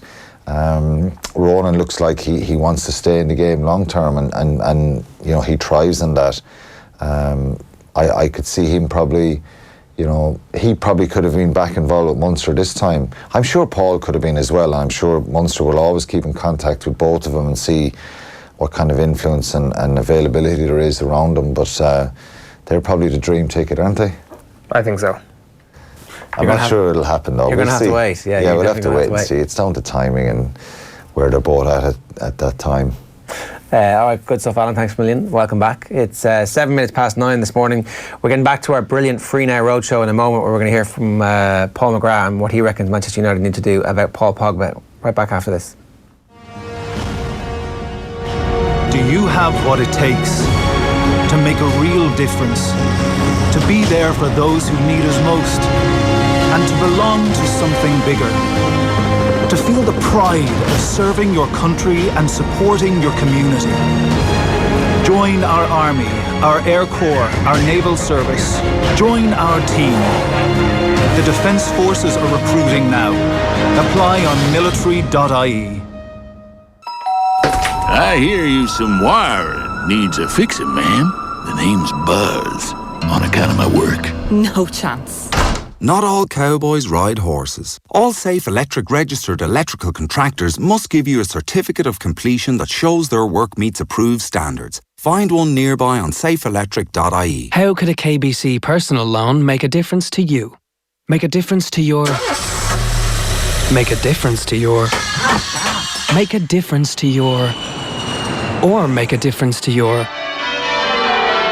Apply for a personal loan with KBC to find out how we can make a difference to you and your pocket. KBC, the bank of you. Lending criteria, underwriting, terms and conditions apply. KBC Bank Ireland PLC is regulated by the Central Bank of Ireland. I mean, you see it today, and I don't know whether there's too many Man United supporters in here, but Paul seems to live in a world, Paul Pogba, I should say, sorry, seems to live in a world of his own, like where he thinks he can run Manchester United because he's so powerful on this, that and the other, and he can't. You know, it just, well, they're idiots if they let it happen anyway. I'd have him out of the club. Sell him immediately? Pardon? Yeah, sell him out. Got a good reaction. Yeah. Like, that would be the kind of counterpoint to what other people will say, is that you've got to allow personalities like that to thrive in the dressing room. But there is a line, I guess, isn't there? Especially for one person to have that much of a say within a dressing room. Well, there was when me and Norman were playing. We were out of the club. So, and Paul thinks he's all things to all people. I think he's a fabulous footballer. That's the problem I have with it. He's so young. He's 23 or 4, I think. He's a fabulous footballer, but he's concentrating on so many other things, like silver watches and whatever watches he gets from whichever people. But he should be concentrating on playing football because he's a good footballer. And if he did concentrate on football, Manchester United would fly up the league. I guess it's no surprise to you to see then that someone like Alex Ferguson had such longevity in the game, the way he managed to control a dressing room, the way he managed to have just the right amount of individuality. Yeah, I think it was brilliant to get rid of the two he did, myself and Norman, because that started the bridge, and the bridge got and then he'd a glut of young lads coming in behind us, the 92 lads. They were hard to play against, those boys as well. So it was brilliant to see what he put back, to what he gave back, I should say, to Manchester United, was their pride, and they still have it. But at the moment, like people say to me, or last season they were saying, will they finish fourth and stuff? And I'm going, Jesus, that's sad to think that Manchester United are fighting to try and finish fourth. That's good stuff from Paul McGrath at our Free Now Roadshow last week. You can get the whole thing on youtube.com/offtheball or indeed on offtheball.com. Now, Phil is here with some breaking news. Matthias de Ligt has decided. Is this a full-blown, proper decision? Has he properly announced? Matthias de Ligt? Yeah. Do we believe? Well, Mino Raiola has said that he has signed a deal with Juventus. So, do you believe Mino Raiola? Do I? I mean, no. I don't know. I think it's as good as done, to be quite honest with you. Yeah. We do await official confirmation from Juventus, from de Ligt himself, but of course, Raiola speaks on behalf of Matthias. And he must have been listening to us, because remember a few weeks ago we did say Juventus would be the best move for him as a defender. And the fact that Juventus are going to be rather good next season. And they'll win the league every season for the next 5 seasons. Absolutely. It'll be, there'll be a few tough games during the year, but not many. And you get to learn off Chiellini. Chiellini shows you some of the tricks of the trade. How to jostle with people on set pieces and to be a cheat. Try and get away with it now with VAR. But think of all he could have learned from Phil Jones. Yeah, how to pull a face when you realise that the ball's gone over your head. Yeah. Or that you're going to do like a full-length diving header and the ball's on the ground, you could have just kicked it. Yeah. That's probably what most of Phil Jones' faces is, I could have kicked this. Oh. Is this like selecting the sort of character you're going to proceed as, choosing Juventus? Well, am I going to become the scumbag defender like they like to kind of promote in Italy, or am I going to become the classy ball-playing defender as I've tended to be by going to a Spanish club, or will I become, the defender that brings a club from the depths of hell like Manchester United back to the big time once again? There were his three options, and he's gone to become, a shithouse basically. He can probably do all three, it turns out, at various stages in his career. He can have 2 years now and still be 21. Yeah. 20. No, he's 19. Yeah, and also as well, look who he's playing for. Sarri, so he will be a ball-playing centre-half. He'll be encouraged to play it from the back, because Chiellini can play ball, but he certainly wouldn't be... Not his first choice. No.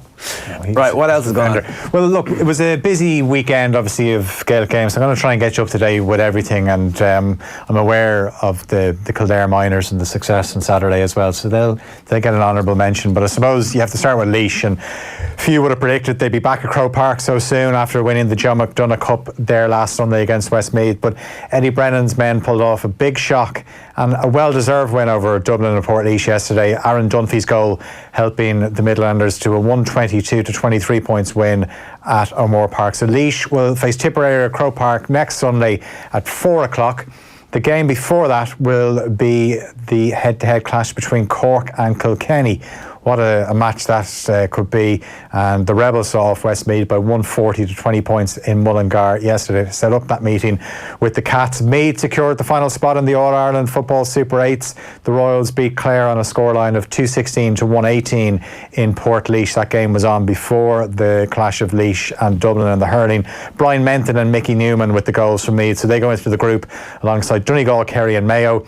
And Meath will go to Ballybuffet next Sunday to take on Donegal. Mayo will go to Killarney to face Kerry next Sunday as well. James Horan's men saw off Galway and Limerick on Saturday night on a scoreline of 213-113. Tyrone and Cork also won on Saturday, both in convincing fashion. Tyrone beat Cavan by 120-7 points in Clonus. Cork got the better of Laois by 420-115. So you've got Roscommon and Tyrone at Dr. Hyde Park on Saturday at 5 o'clock. Dubs and Cork in Croke Park at 7 o'clock next Saturday. Galway were crowned Connacht Ladies Football Champions for a third year in a row.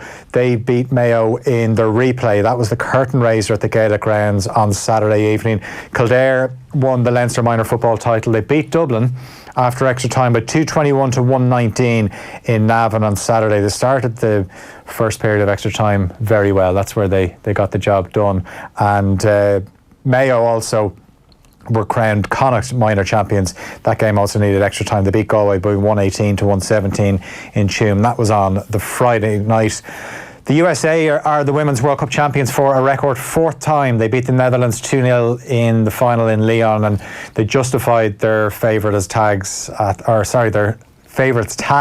the start of the tournament. Won every game, never trailed at any stage as well, and pretty much you knew when Megan Rapinoe scored from the penalty spot on the hour mark that it was game over, but Rose Lavelle made sure of it with the second goal 20 minutes from time. Only the second team to defend the title after Germany did it as well, and there's talk of their next game being a friendly against the Republic of Ireland in August. That'd be good. In the Rose Bowl? Yeah. Still no Ireland manager, but should be in place by then. Brazil beat Peru 3-1 to win the Copa America for the first time since 2007. They did it in front of their home fans. Interesting night for Manchester City striker Gabriel Jesus. He set up the first for Everton, scored the next, and then was sent off and had a bit of a tantrum, bit of a meltdown when he got sent off. You could see him in the tunnel, close to tears. But he actually had a really good game. You'd think before the tournament he'd never scored a tournament goal for Brazil, but he certainly played well in that kind of wide right position. Sorry, you missed the most important piece of information there. Oh. We've seen referees get attacked, yeah, but we've yet to see the robot that is VAR get attacked until Gabriel Jesus last night, walking past the VAR screen, gives it a box on his way down the tunnel. Yeah. The other important part was somebody was missing from this entire Brazilian festival who was Brazil's best player. Yeah. No Neymar. Yeah. I often wondered with the World Cup last year, would they have won it without him? Is it a Ewing theory situation, or is actually comparing him to Ewing actually doing him a disservice a little bit? That is Neymar actually Brazil's best player? Oh, he's their best player, but with all the antics... Is he really? I mean, Leo Messi seems to think so, and he's obviously a reasonable judge. Yeah. He's their most talented player. I think that's one way of covering. Can settle for that. With all that surrounds him, and you think they're probably just a more likeable team without him. But yeah, they were made to sweat for it when Jesus got sent off. But Richarlison actually came on and scored a penalty to win it for them. So first time since 2007 they've won it. John Ram produced a stunning final round 62 to win his second Irish Open golf title in 3 years. He finished up on 16 under par in Lahinch, 2 ahead of Bernd Wiesberger and Andy Sullivan. Cormac Sharvin was the best placed Irishman in a share of 15th place on 9 under. Robin Dawson ended up on 6 under. Shane Lowry was 4 under, and the first round leader Pádraig Harrington finished 1 under par. And it's week 2 of Wimbledon, and my God, today starts with an absolute bang. What a lineup. Roger Federer, Novak Djokovic, Rafa Nadal, Serena Williams, all in 4th round action. Haven't even got to 15-year-old Coco Gauff. She takes on former world number 1 Simona Halep. Throw in a bit of Petra Kvitova, a 2-time champion, and the home favourite Johanna Konta as well. It's going to be a day for the couch just to sit there and watch hours and hours of tennis. Picking the tennis over the cycling then, I see. Nothing kind of beats the tour for me, just the kind of relaxed nature of it all. But I think today kind of Wimbledon takes centre stage. We do have breaking news. Yeah. We were talking about Matthias de Ligt a moment ago. The Reliable Express have dropped a bombshell. Matthias de Ligt has appeared to drop a massive hint over his playing future, says the opening paragraph of this sublime piece of journalism. De Ligt's recent Instagram activity has suggested he could very well be playing his football in Turin this season. On Sunday night, eagle-eyed footy fans noticed a Dutchman liked the recent post from Juve's record signing, Cristiano Ronaldo. Many interpreted the youngster's liking of Ronaldo's post as a hint he'd be playing alongside the Portuguese next season. Also, you've got to check your sources here or get some ancillary good backup information. The Express reports that, and wait for it, De Ligt and Ronaldo had a brief conversation with one another after the UEFA Nations League final in June, which Portugal won 1-0. There you go. Done deal. It's 2 sources. Teenager likes Ronaldo on Instagram. I mean, if that's not 100% nailed on story, then I don't know what is these days. Is Instagram like Twitter, where sometimes you can be scrolling on your phone, and if it's a bit stodgy, you can hit Israel Folau managed to rack up a lot of those sort of likes. He did, yeah, especially in Irish rugby. Anything else for us? No, that's it. So plenty there. I know that was very important journalism that went in to build that, but really, Phil, you're only here for one reason, and that's deal or no deal. That's it, yeah. It's getting serious now. Monday's boring lead story in Transfer Deal or No Deal. After reports that Manchester United officials did not know if Paul Pogba would come to Australia with the team, he has, it's turned out, joined the Manchester United tour Down Under. Expect a lot of Pogba talk this week.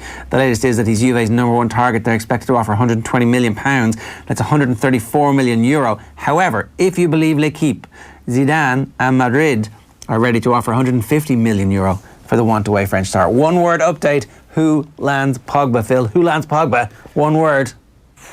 Real.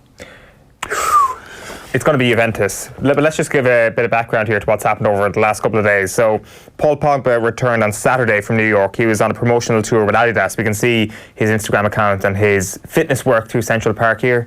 The brilliant athlete that he is. Watch what he's wearing. Now, can you see the name on the back of his shirt? Just in case you didn't know who it was. He's got his own name on the back of his shirt for training. I was like, hang on a second, is Paul Pogba wearing a Pogba shirt? Yes, he is! It's an Atlanta United Pogba shirt, no less. So could he be going to Atlanta United? I probably doubt it, to be quite honest. But we've seen him then at the airport. Who's filming this? We see him at the airport then yesterday before he goes off to Perth. And Paul Pogba was not a happy boyo. Have a look at this video.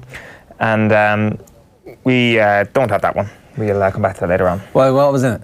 Basically, a fan comes up to Paul Pogba, tries to get a selfie, and Paul Pogba just keeps on walking, and the poor fan is like, oh no, I literally queued up at an airport for hours to meet my hero, and he just speed walks past me. So he's not in a good mood, Paul Pogba. That's the deep dive that we can do today. But he's going to Juventus.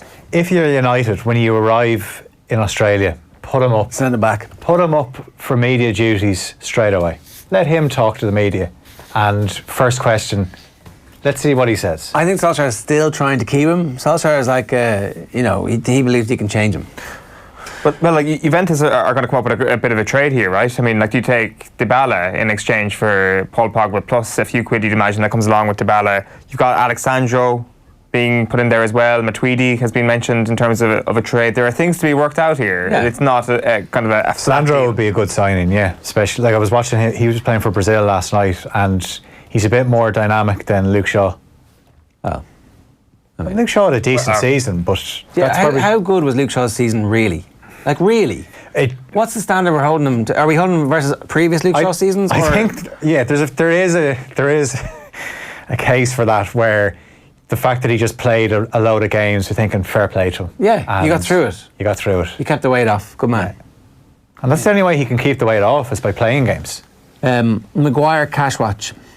If one of these deals goes through for Paul Pogba, then Manchester United will not rest the money in their account for very long. The latest report suggests that another £5 million has been added to the fee they'll need to pay Leicester's Harry Maguire.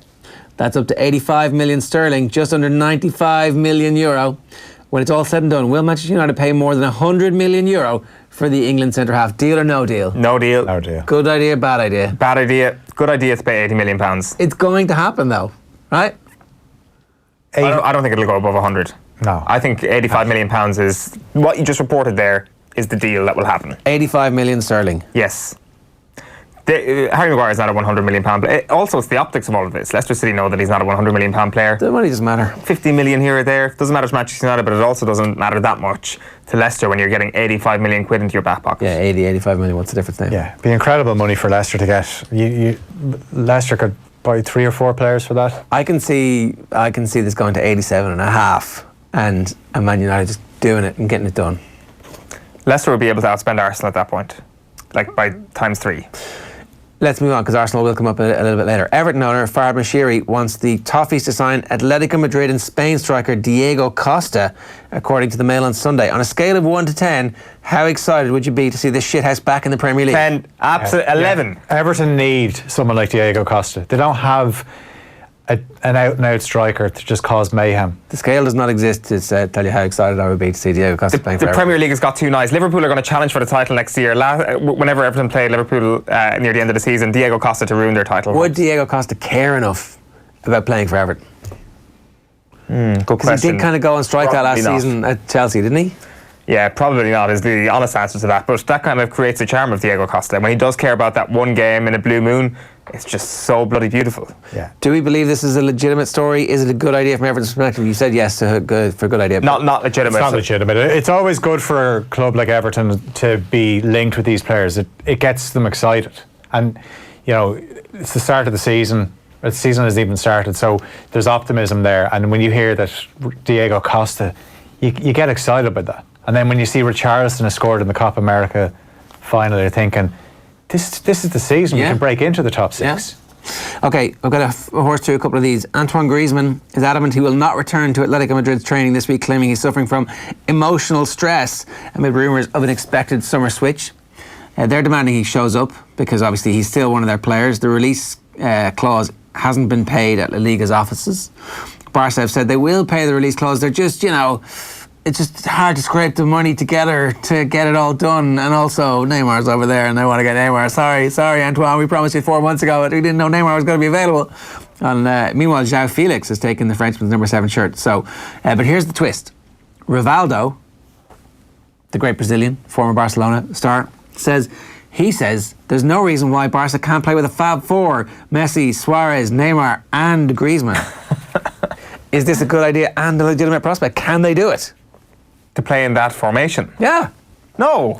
Barcelona have about 75% of ball possession in the game, so they spend most of their time in offensive tasks, and having these 4 players would be sensational. Why do they have 75% ball possession in the game? It's because they play midfielders. You can't just go full football manager experimentation here when you're down 1-0 and 80 minutes gone. I mean, they're all going to work back and track really hard, aren't they? Absolutely. Neymar's he's brilliant support for the fullback. Griezmann on the other side. Messi not doing anything anymore because obviously he's at that stage, but... Yeah, you play the 3 and then Messi plays in behind them. But by God, the players behind them are going to have to work their asses off. I mean, if you know what the deal is, and... They basically need to sign N'Golo Kante and clone him 5 times for that to work. It would just be a question of preparing a good system and training to make it possible. I don't see a problem in playing with this fantastic 4 at the same time. Come on, Rivaldo, you're right. Come on. Get on down there, knock on the door, tell them what to do. I say deal, good idea and a legitimate prospect. To be fair, Antoine Griezmann would probably be settled for being an impact sub at Barcelona at this point rather than going back to Atletico. Newcastle owner Mike Ashley has approached Liverpool legend and current Rangers manager Steven Gerrard about becoming the Magpies' new boss. That's from the Mirror. His Glasgow Rangers side finished 9 points behind Celtic last year. Is this a good idea or a bad idea? Good idea for Steven Gerrard. It's a bad idea for everyone. No, I think Steven Gerrard is looking at Frank Lampard and is like, you got to strike while the iron is hot. Do we think that this is a legitimate story? Yes, I believe it. I believe Mike Ashley is looking at Steven Gerrard as a realistic possibility. Patrick Vieira is not interested in the job, so that's one name out of the hat. Steven Gerrard is previously linked at the top of this kind of cycle of rumour. I think it actually is not a bad idea as to the level that you think it is, Phil. If Gerrard fails at Newcastle, that is him done ever getting the Liverpool job. If he fails anywhere, I mean, the fear of failure is what can hold these people back. You can't fail at Rangers because Celtic are so far ahead that all become irrelevant at Rangers. Well, okay, let's move on because Neil Lennon's their manager this year. It's going to be much closer league. Yeah. Mustafi has hinted on social media he could leave Arsenal this summer. He changed his profile picture and removed player for Arsenal from his Instagram bio. Yes. Oh, and hallelujah. Did Arsenal just get dumped? Has Mustafi been dumped by Arsenal? No. What should we make of this cryptic social activity? Do you care if he goes? Oh, absolutely I care. I love it. I love the prospect of Shkodran Mustafi just packing his bags and saying, you know what, Arsenal, good luck. I'm taking my massive paycheck and I'm leaving this team forever. Goodbye, Shkodran. I'm not going to miss you. If there's time, there is. England fullback Danny Rose has a list of 8 players Spurs are looking to sell this summer, according to the Mail on Sunday. Would it be the right call to cut him loose? No, they need him. He's better than Ben Davis. Yeah, they need all the depth that they have because they've got no depth. Yeah. So don't be selling. They're only players. starting to build their squad. And they're only starting to sign players. David De Gea is going to sign a new deal, apparently. This is that would be amazing. And Fernandinho has been offered a massive new contract despite Rodri signing for City. Now, Next up on OTB Sports Radio, Gizzy Ling and how the GAA can return to its roots. Leaders' questions with Stuart Lancaster and John Gordon. That's coming your way at 12 o'clock. Cora Staunton's incredible career at 1 o'clock. The pay-per-view from Sunday is at 2. Phil Neville and Kevin Kilbane at 3 o'clock. The Colin Kaepernick NFL standoff at 4. And then at 6, the story of Wexford 1956, Art Foley and Ned Wheeler, who recently passed away. And then at 9 o'clock this evening, it is the Shane Lowry Masterclass.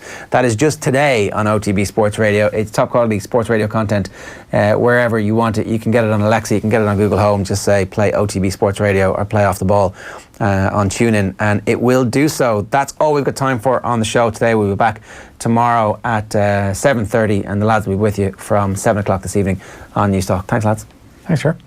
OTB AM. Brought to you by Avantcard Reward Plus Credit Card. Powered by MasterCard. Straight up better than your current credit card. Avantcard DAC is regulated by the Central Bank of Ireland.